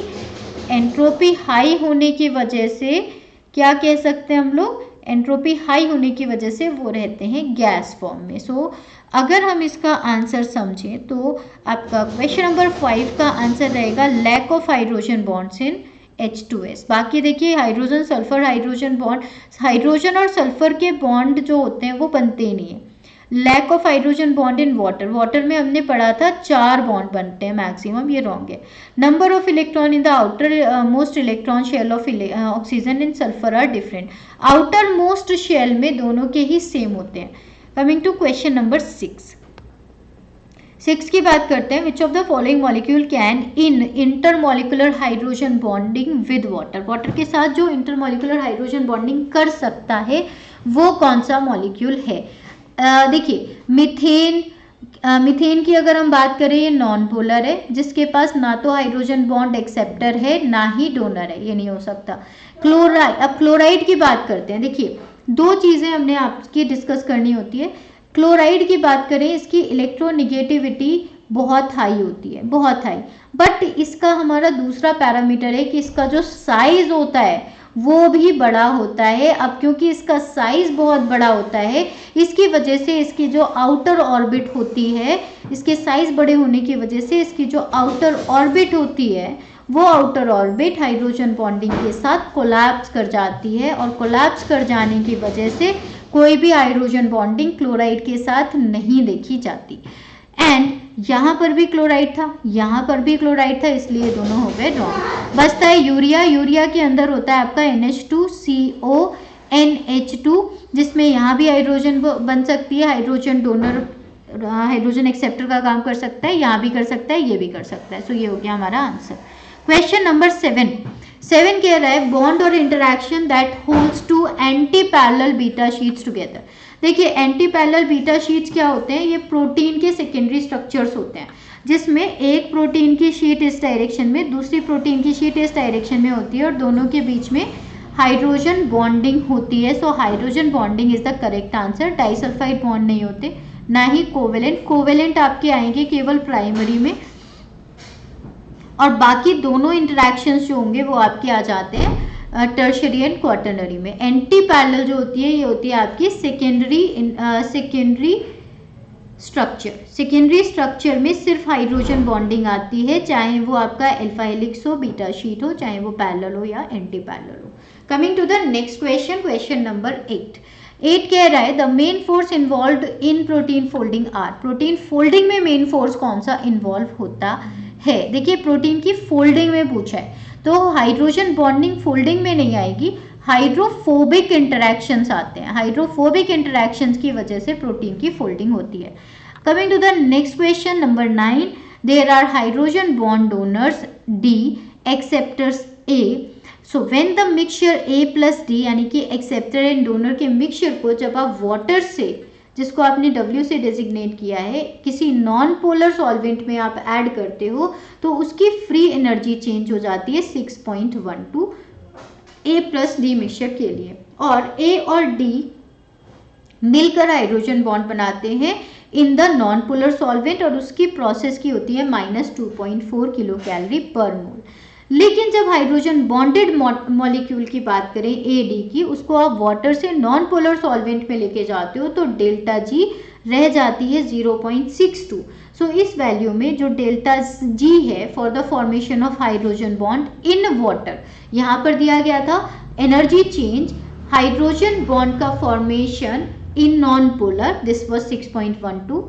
फिर दिया था इस प्रोसेस में कितनी इसकी नॉन पोलर सॉल्वेंट के अंदर जो डेल्टा G आई वो कितनी हुई। इसको हमने 4 जगह डिवाइड करके आपके लिए लिखा हुआ है। क्या, देखिए एक डेल्टा G1 है जिसमें free energy change on the transfer of non hydrogen bonded mixture. आपने नॉन हाइड्रोजन बॉन्डेड मिक्सचर यानी कि D प्लस A को वाटर से नॉन पोलर सॉल्वेंट में डाला, इसके लिए डेल्टा G1 आई, और डेल्टा G1 हमारे पास थी 6.12। फिर हम आगे डेल्टा G2 पे, जिसमें फ्री एनर्जी चेंज था for the formation of hydrogen bond in the non polar solvent, that was -2.4। ये 2 वैल्यूज हमको दी गई थी।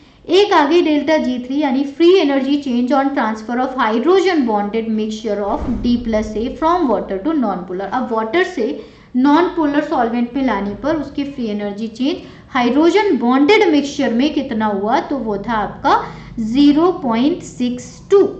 अब पूछा गया है G4 यानी कि free energy change for the formation of hydrogen bond in the polar solvent. Polar solvent में कितना एनर्जी चेंज आया।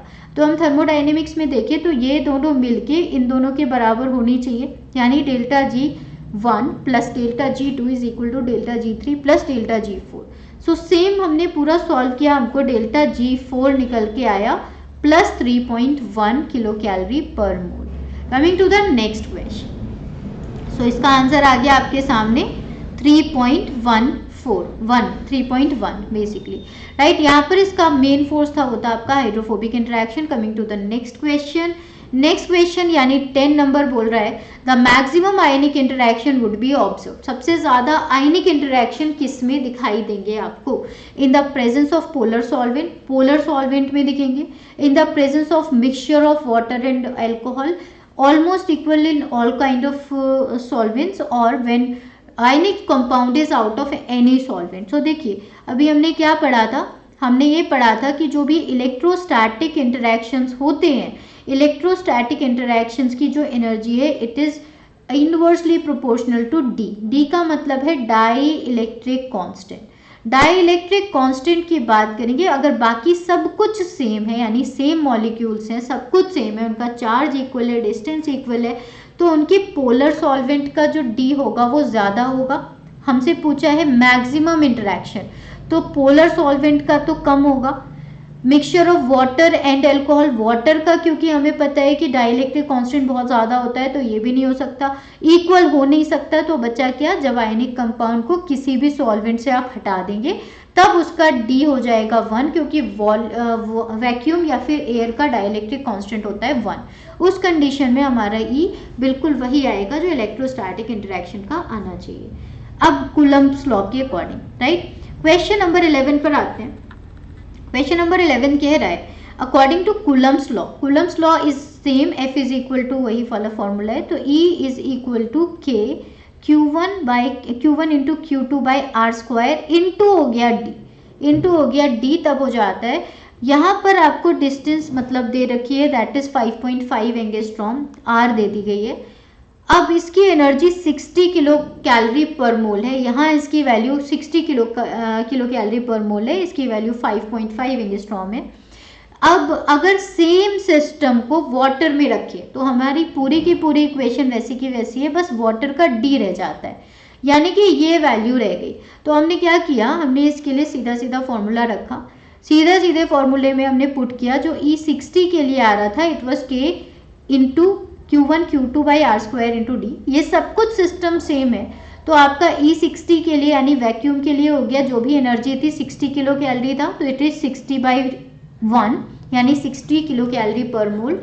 लेकिन अगर वाटर का किया तो ये हमारे डिवाइडेड बाय 80 हो गया, क्योंकि अब हमने एक मीडियम ऐड कर दिया है, तो 80 ऐड करते इसका 3/4 यानी कि 0.75 किलो कैलोरी पर मोल वैल्यू आ जाती है। आंसर आ गया C 0.75।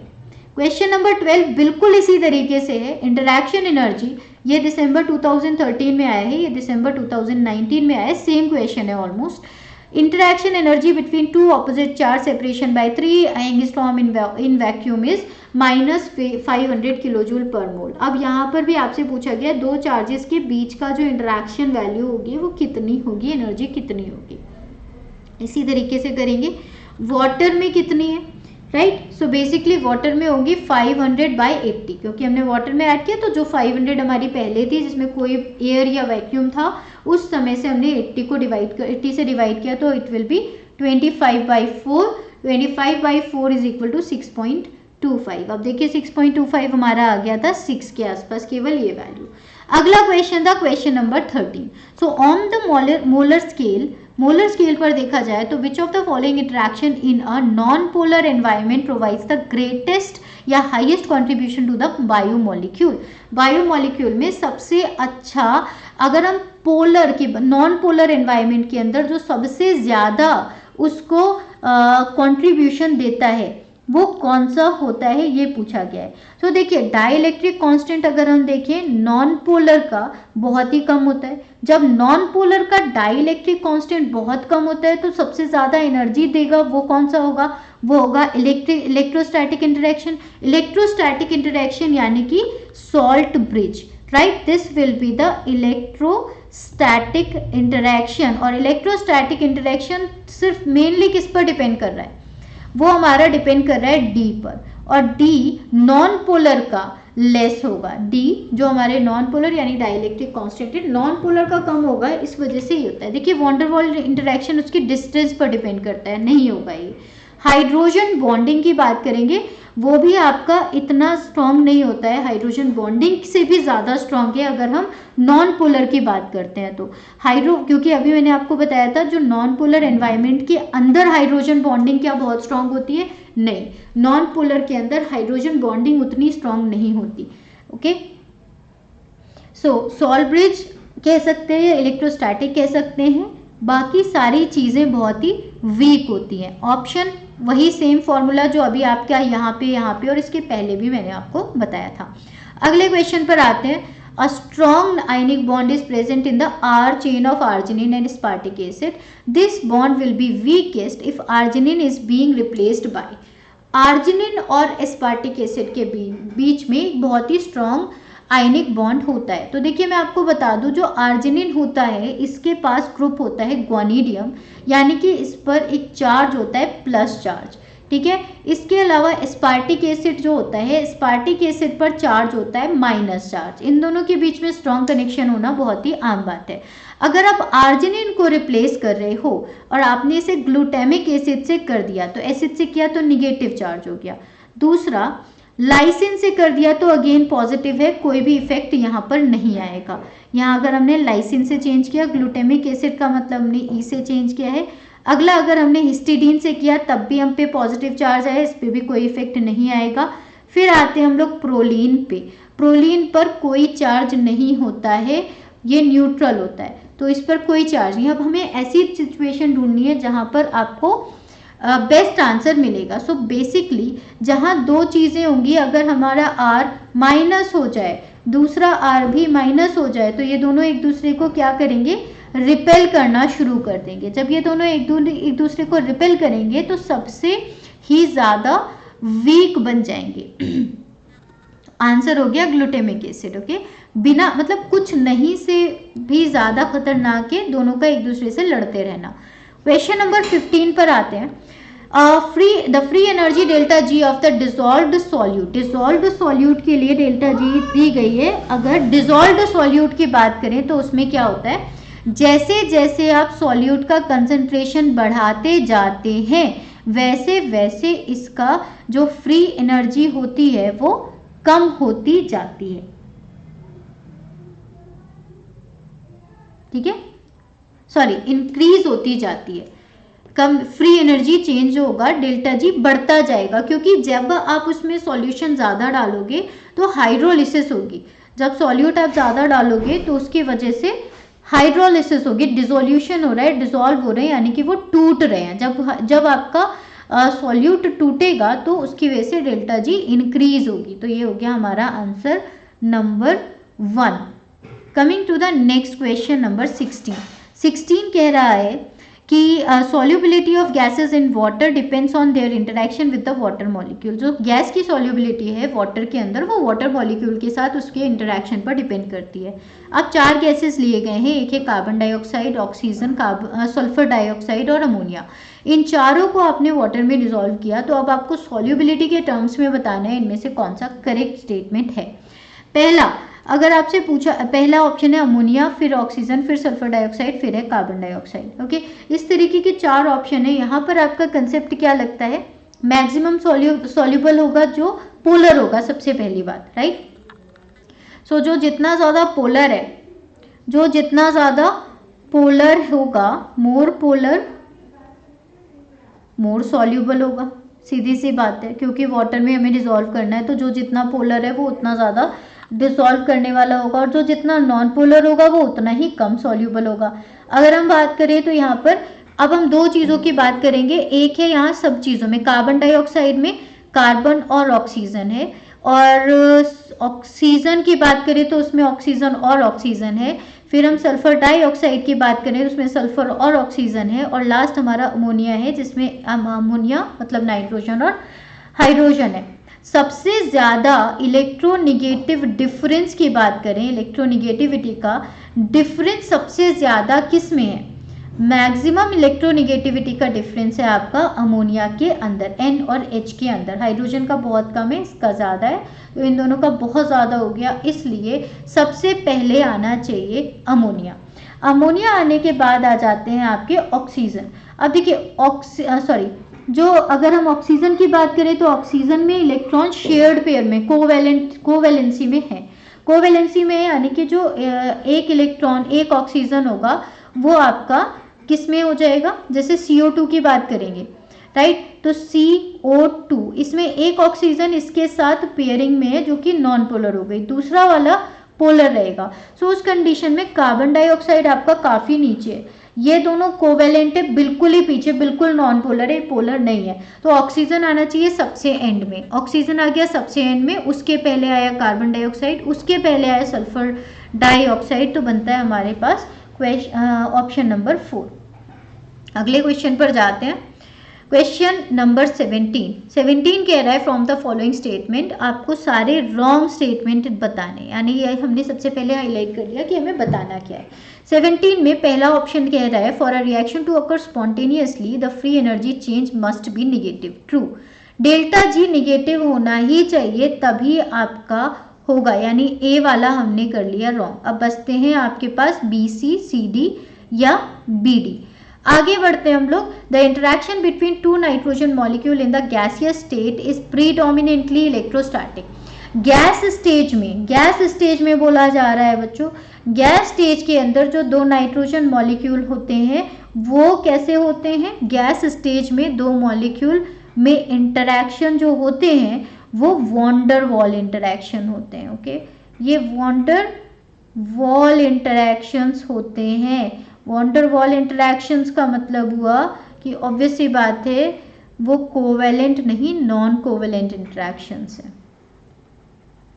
दो मॉलिक्यूल्स की बात हो रही है, एटॉमिक की बात नहीं हो रही है। नाइट्रोजन के, यानी कि एक नाइट्रोजन ये, दूसरा नाइट्रोजन ये, इन दोनों के बीच में वॉन्डर वॉल इंटरेक्शन होंगे, दोनों एक दूसरे के आसपास आ सकते हैं, बट वैसे इंटरेक्शन नहीं है, तो इट इज़ नॉट इलेक्ट्रोस्टैटिक नहीं होंगे, कोवेलेंट नहीं होंगे, ये हो गया रॉन्ग। अब ये रॉन्ग है तो यहाँ पे या यहाँ पे हो सकता है, ये दोनों हो गए कैंसिल। सी पर आते हैं। By knowing the bond energy, it is possible to deduce whether the bond is covalent or hydrogen bond. अभी मैंने इसी से रिलेटेड एक पॉइंट आपको कराया था, बॉन्ड एनर्जी से आप ये बता सकते हैं कि हाइड्रोजन बॉन्ड है या कोवेलेंट बॉन्ड है। सही बात है। लास्ट ऑप्शन था hydrophobic interaction are not important in the folded globular protein, it is very important.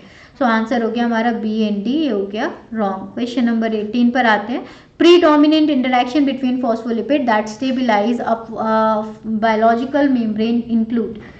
Question में पूछा गया है कि जो फॉस्फोलिपिड्स होते हैं जिनकी वजह से बायोलॉजिकल मेम्ब्रेन स्टेबिलाईज होती है, उनके बीच में कैसे सबसे स्ट्रॉन्ग इंटरेक्शंस कौन से मिलते हैं?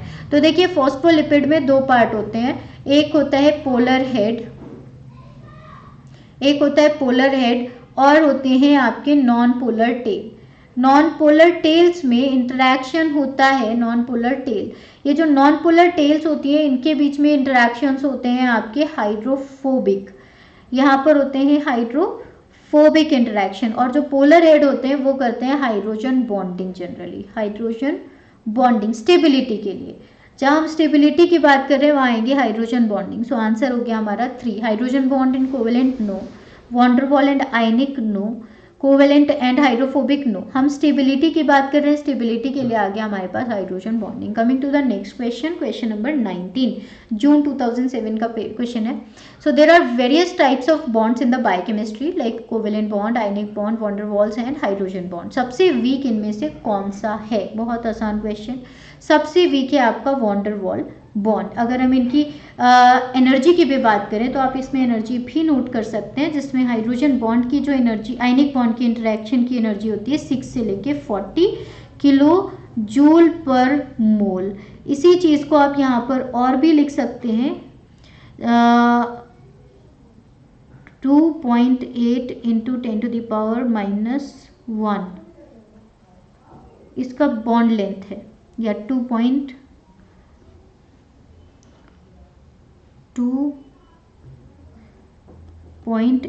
एंगस्ट्रॉम इसकी बॉन्ड लेंथ हो गई।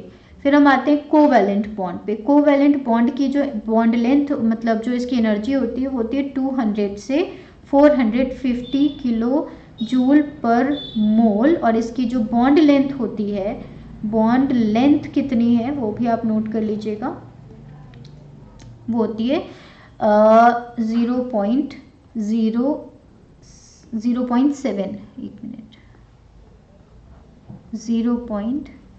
0.7 angstrom. Coming to the next part, that is hydrogen bond. Hydrogen bond की होती है 12 से 30 किलो जूल, 12 से 30 किलो जूल पर मोल इसकी स्ट्रेंथ है या इसकी एनर्जी है। और इसकी बॉन्ड लेंथ कितनी होती है, इसकी बॉन्ड लेंथ होती है 3 एंगस्ट्रॉम तक। वॉन्डर वॉल की अगर हम बात करें तो वॉन्डर वॉल बहुत ही ज़्यादा 2 to 4 बहुत ही कम इसकी एनर्जी होती है, 2 to 4 किलो जूल पर मोल है। और इसकी जो बॉन्ड लेंथ है, इसकी बॉन्ड लेंथ होती है 3 से 6 एंगस्ट्रॉम तक। ठीक है, इसके अलावा एक और इंटरेक्शन का भी आप नोट कर सकते हैं, आयनिक इंटरेक्शन। आयनिक इंटरेक्शन की बॉन्ड लेंथ अगर हम इसकी एनर्जी देखें तो it will be 6 to 40 sorry ionic का तो मैंने लिखवा दिया था आपको, हाइड्रोफोबिक का हो गया, हाइड्रोफोबिक आप नोट कर लीजिएगा। हाइड्रोफोबिक इंटरेक्शन, हाइड्रोफोबिक की होती है 4 से लेके 12 किलो जूल पर मोल, और इसकी बॉन्ड लेंथ कितनी होती है, वेरिएबल है, वेरिएबल बॉन्ड लेंथ। ठीक है, coming to the next question number 20 question number क्या कह रहा है, 20 कह रहा है अगर van der Waals interaction is describe by the following reaction, जहां पर G van der Waals is the free energy of the van der Waals interaction, A and B are constant, R is the distance, R distance है। तो देखो ये तो हमारा electrostatic जैसा हमको दिखाई दे रहा है, दिख रहा है ये वाला पॉइंट, जैसा हमने इलेक्ट्रोस्टैटिक में पढ़ा था, डिवाइडेड बाय आर था। सो बेसिकली ये तो हमारा इलेक्ट्रोस्टैटिक टाइप का दिखाई दे रहा है। अगला है R6 R12। सो यहाँ पे आपके दो नॉन बॉन्डेड एटम है 1 और 2, इसमें Q1 Q2 इसके पार्शियल चार्ज हैं, 1 और 2 इसके डाइपोल्स हैं। इसके अलावा in this reaction the parameter A क्या बता रहा है, ये तो हो गया इलेक्ट्रोस्टैटिक, ए क्या बता रहा है इसके बारे में पूछा जा रहा है आपसे। तो देखिए यहाँ पर R⁴ जो होता है ना, वो इलेक्ट्रॉन शेल का रिपल्शन दिखाता है। ठीक है, ये रिपल्शन दिखाता है, दिस इज बेसिकली रिपल्शन, कितना रिपेल हुआ, ये रिपल्शन दिखाता है। रिपल्शन की बात करें तो ये आ गया इलेक्ट्रॉन शेल का रिपल्शन। अगर हम 6 की बात करते हैं तो ये आपका इंड्यूस्ड और डाइपोल इंड्यूस्ड डाइपोल अट्रैक्शन दिखाता है। तो डाइपोल इंड्यूस्ड डाइपोल या फिर इंड्यूस्ड डाइपोल का अट्रैक्शन दिखाता है आपका 6, ये हो गया wrong. Coming to the next question, question number 21 कह रहा है which one of the following non covalent interactions between two non bonded atom A and B is most sensitive to the distance between them. सबसे ज़्यादा sensitive कौन है, सबसे ज़्यादा distance को लेके सेंसिटिव कौन है। देखिए अभी हमने एक पढ़ा R⁴12, 1/R⁴12, क्या था वो था रिपल्शन। जब वो रिपल्शन था तो यहाँ रिपल्शन ही सबसे ज़्यादा डिपेंड कर रहा है। इंड्यूस्ड डाइपोल में आ रहा है R⁴6, राइट। तो obviously A and B are permanent dipole, no, hydrogen bonding इतनी ज़्यादा डिस्टेंस को लेके सेंसिटिव नहीं होती। A and B are fully ionized and involve in the salt bridge, ये आयनिक इंटरेक्शन की बात कर रहे हैं, ये भी नहीं होगा। A and B are uncharged and repel each other, correct. A and B are uncharged and attract each other, wrong. ये इस तरीके से डिपेंड करता है जिसमें आपका एक मॉलिक्यूल एक दूसरे के क्लोज आता है, वो इस तरीके से बढ़ता है। सॉरी, यहाँ पर आने के बाद एक पर्टिकुलर टाइम पर ये ग्राफ ऐसे जाता है जिसमें एक डिस्टेंस है ये। सो ये जो R है ना, एक R वैल्यू ये है। अगर मान लीजिए यहाँ से यहाँ तक आ रहे हैं तो शुरू में अट्रैक्शन फोर्स होगा, this will be the attraction force जो नीचे की साइड जा रहा है। और जितना ही वो डिस्टेंस के क्लोज आ जाएगा ऊपर जाता है, ऊपर जाता है तो ये होता है आपका रिपल्शन, और बहुत तेजी से रिपेल होता है। Okay, coming to the next part. देखिए अभी मैंने आपको सबका बॉन्ड एनर्जी बताई थी, उस एनर्जी के अकॉर्डिंग आपसे पूछा था मैच करने वाला क्वेश्चन, सीधा सीधा क्वेश्चन है कि कौन किससे मैच कर रहा है। यानी कि अगर हम इस क्वेश्चन को देखें तो हाइड्रोजन बॉन्ड किससे मैच करेगा, हाइड्रोजन बॉन्ड अभी आपको पढ़ाया था, बताया था, हाइड्रोजन बॉन्ड विल बी, इसका बॉन्ड एनर्जी बहुत कम है, वॉन्डर वॉल की और भी कम है, ये हो गया यहाँ पे हाइड्रोजन बॉन्ड आ गया यहाँ पे, ए का होना चाहिए 4, बी का होना चाहिए 1, ए का है 4, बी का है 1, यहीं से हमारा आंसर आ गया 4। क्लियर, वॉन्डर वॉल फोर्सेस यहाँ आ गए। फिर अगर हम आ जाते हैं कोवेलेंट पे, कोवेलेंट का हो गया बहुत ज़्यादा, सबसे ज़्यादा सी का हो गया 3 और डी का हो गया 2। Coming to the next question, यहाँ तक समझ में आया, ये सारे CSIR के अभी कंप्लीट। अब हम आगे वापस से IIT जैम के कुछ और क्वेश्चंस पे जो कि आपके इसी एटम से रिलेटेड है बट अलग है। जैसे विच of the following pair is iso electronic, iso electronic का मतलब हो गया same number of electrons.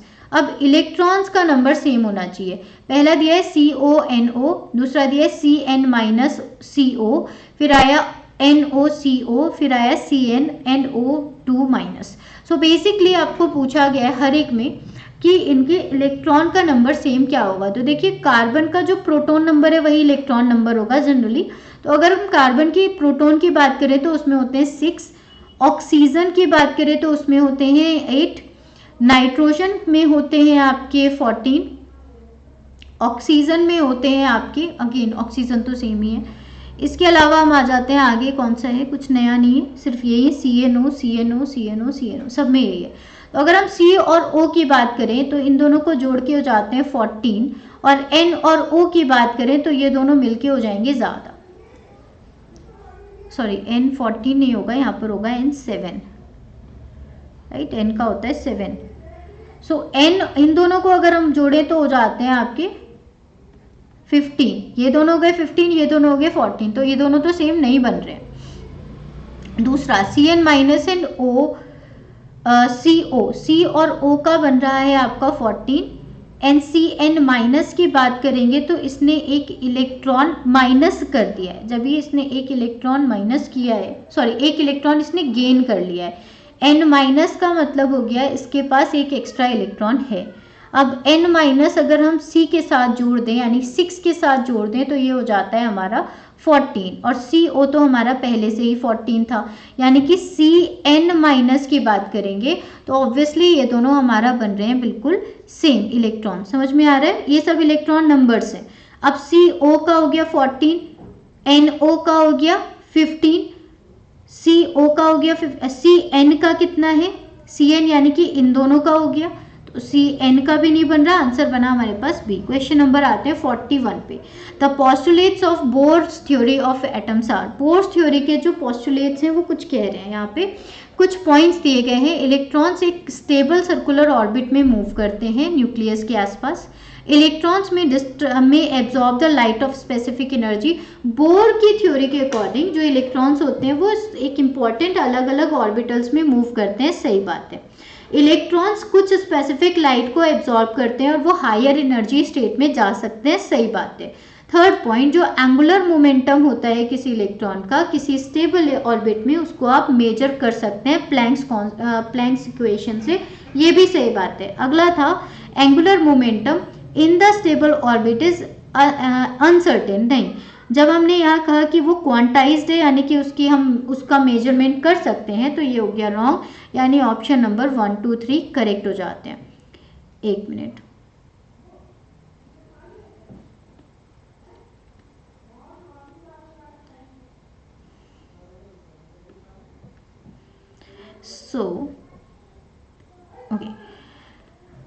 So basically यहाँ देखिएगा, इलेक्ट्रॉन्स किसी भी न्यूक्लियस के चारों तरफ स्टेबल ऑर्बिट्स में घूमते हैं without the emission of radiant energy. पहला पॉइंट, हर एक ऑर्बिट की एक डेफिनेट एनर्जी होती है जिसे एनर्जी शेल या एनर्जी लेवल कहा जाता है, और जो भी ऑर्बिट होते हैं उनके लेवल्स को आप KL, MN शेल्स में डिवाइड करते हैं। जब भी इलेक्ट्रॉन अपनी लोएस्ट एनर्जी यानी कि के फॉर्म में रहता है तब उसे हम कहते हैं ग्राउंड स्टेट। कोई भी इलेक्ट्रॉन अपनी लोएस्ट एनर्जी लेवल पे है तो वो ग्राउंड स्टेट में है। और एन इलेक्ट्रॉन एमिट्स और absorb energy when it jumps into one orbit और एनर्जी लेवल टू अनदर।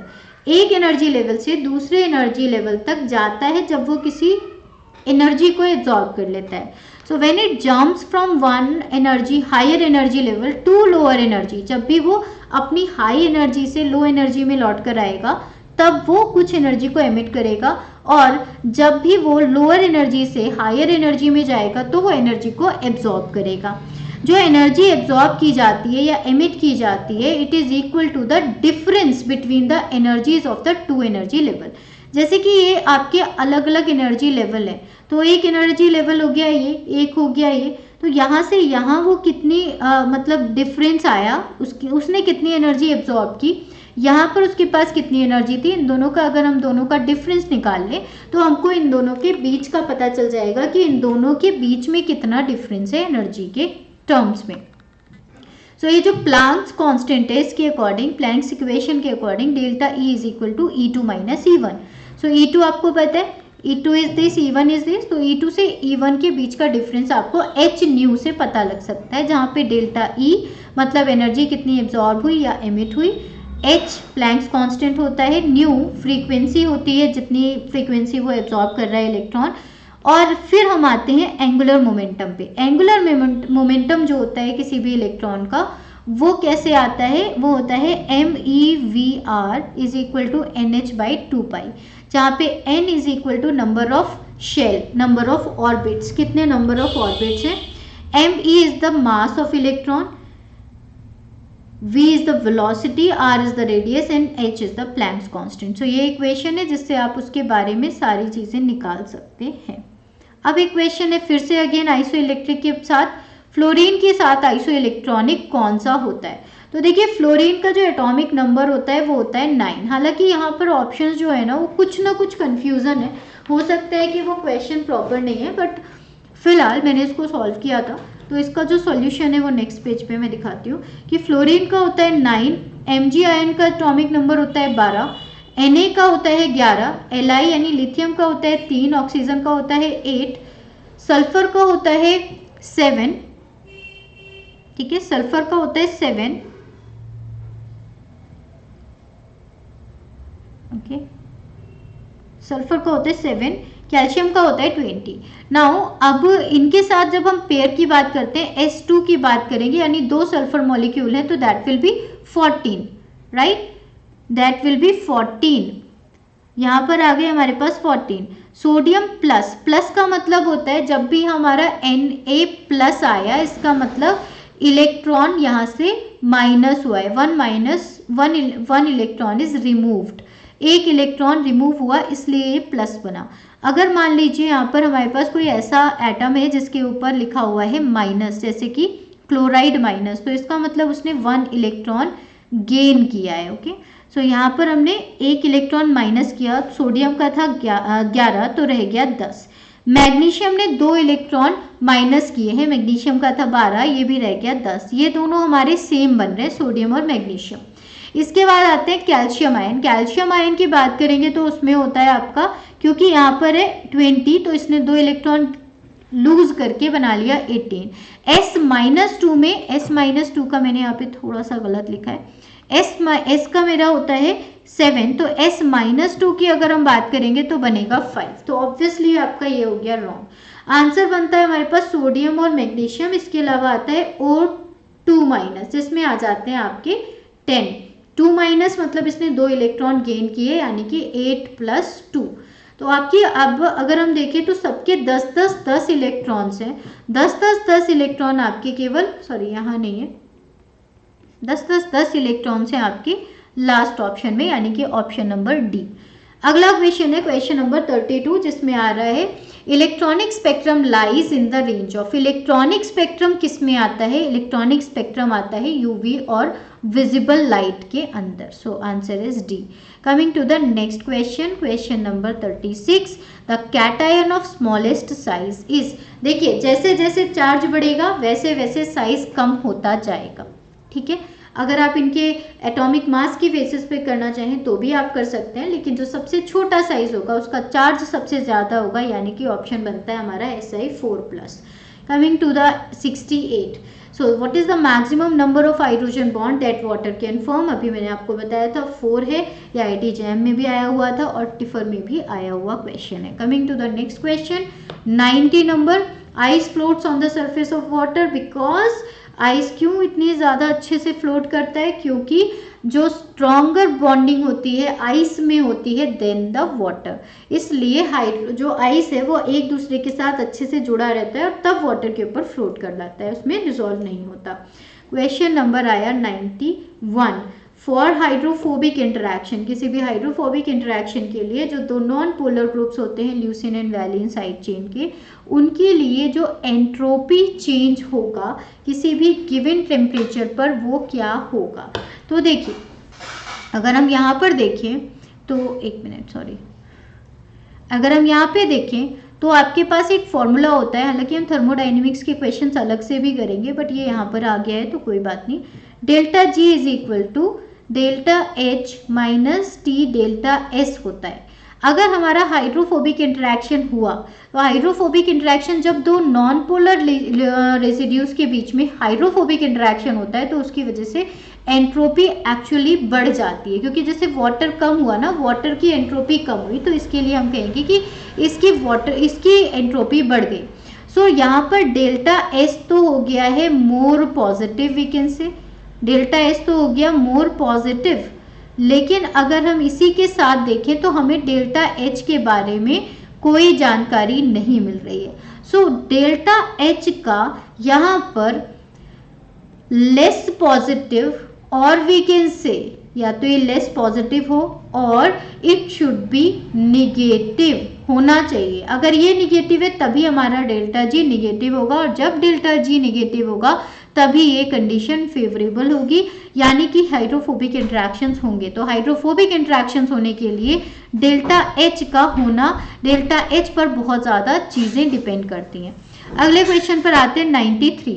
ये कह रहे हैं in the Bohr's model of atoms if the radius of the electrons orbit in the ground state is a not, the radius of the orbit of the n3 level is. देखिए एक छोटा सा एक formula होता है, उस formula को आप नोट करिएगा। ये क्वेश्चन में रेडियस जो फर्स्ट ऑर्बिट की होती है r, रेडियस फर्स्ट ऑर्बिट की होती है n² into h² divided by 4π² ne², ठीक है, इंटू 1/z। सो बेसिकली एक फॉर्मूला है रेडियस निकालने के लिए, आप सीधे सीधे नोट कर सकते हैं। हमारे लिए सबसे इंपॉर्टेंट चीज़ है कि अगर हम किसी एक ही मॉलिक्यूल की बात कर रहे हैं, एक ही एटम की बात कर रहे हैं, तो उसी एटम के लिए सारा पैरामीटर सब कुछ सेम रहेगा, पाई सेम है, एम सेम है, ई सेम है, यानी कि एम, और इसके अलावा आपका जो जिस पर डिपेंड करेगा that will B total.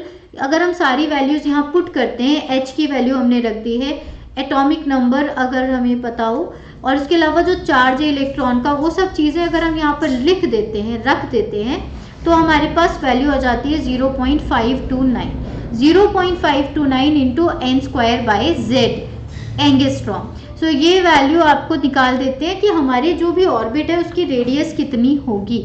So question में देखिए रेडियस के बारे में पूछा था कि अगर ग्राउंड स्टेट में a0 है तो उसके n3 लेवल पर कितनी होगी। तो देखिए हमने radius of the third orbit n3 की बात करनी है, तो 3 का स्क्वायर हो जाएगा, n² है, सो 0.529 इंटू n² यानी 3²/z, राइट। अब किसी भी हाइड्रोजन एटम के लिए h जनरली 1 है, यहाँ कोई एटम दिया नहीं था, सो h जनरली 1 होता है, तो यहाँ पर अगर हम देखें तो 0.529 into n into 9 is equal to value आ जाती है हमारी लगभग 5.16, जो कि हमारे गिवन ऑप्शंस में से सबसे क्लोज वैल्यू है 4। सो आंसर हमारा बन गया 4A0, ठीक है।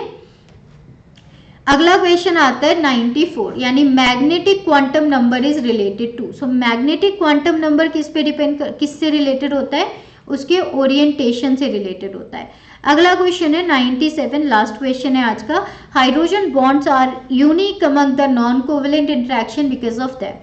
हाइड्रोजन बॉन्ड क्यों यूनिक होते हैं? क्योंकि हाइड्रोजन बॉन्ड में एक डोनर होता है, एक एक्सेप्टर होता है, जो कि डिपेंडेंट है उसी की डायरेक्शन पे। सो ये डायरेक्शनल है, इसलिए ये सबसे इंपॉर्टेंट है। नॉन कोवेलेंट बाकी के जो होते हैं वो डायरेक्शनल नहीं होते हैं। ये प्रोटॉन के बने होते हैं, तो ऐसा नहीं है। हाँ, आपके जो इलेक्ट्रोस्टैटिक इंटरेक्शन है वहाँ भी प्रोटॉन हो सकते हैं। Strength of these bonds is equal to that of covalent bond? नहीं, कोवेलेंट बॉन्ड की बहुत ज़्यादा होती है। सो आंसर बना हमारा ए। ये TIFR का क्वेश्चन था। ये हमारा आज का लास्ट क्वेश्चन था। आई होप आपको ये सेशन पसंद आया होगा। अगर आया है तो प्लीज़ मुझे कमेंट सेक्शन में बताइएगा, और अगर आपको इसी तरीके से पढ़ना हो तो भी, और नहीं पढ़ना हो तो भी लाइक करना मत भूलिएगा। Thank you so much, take care, bye bye.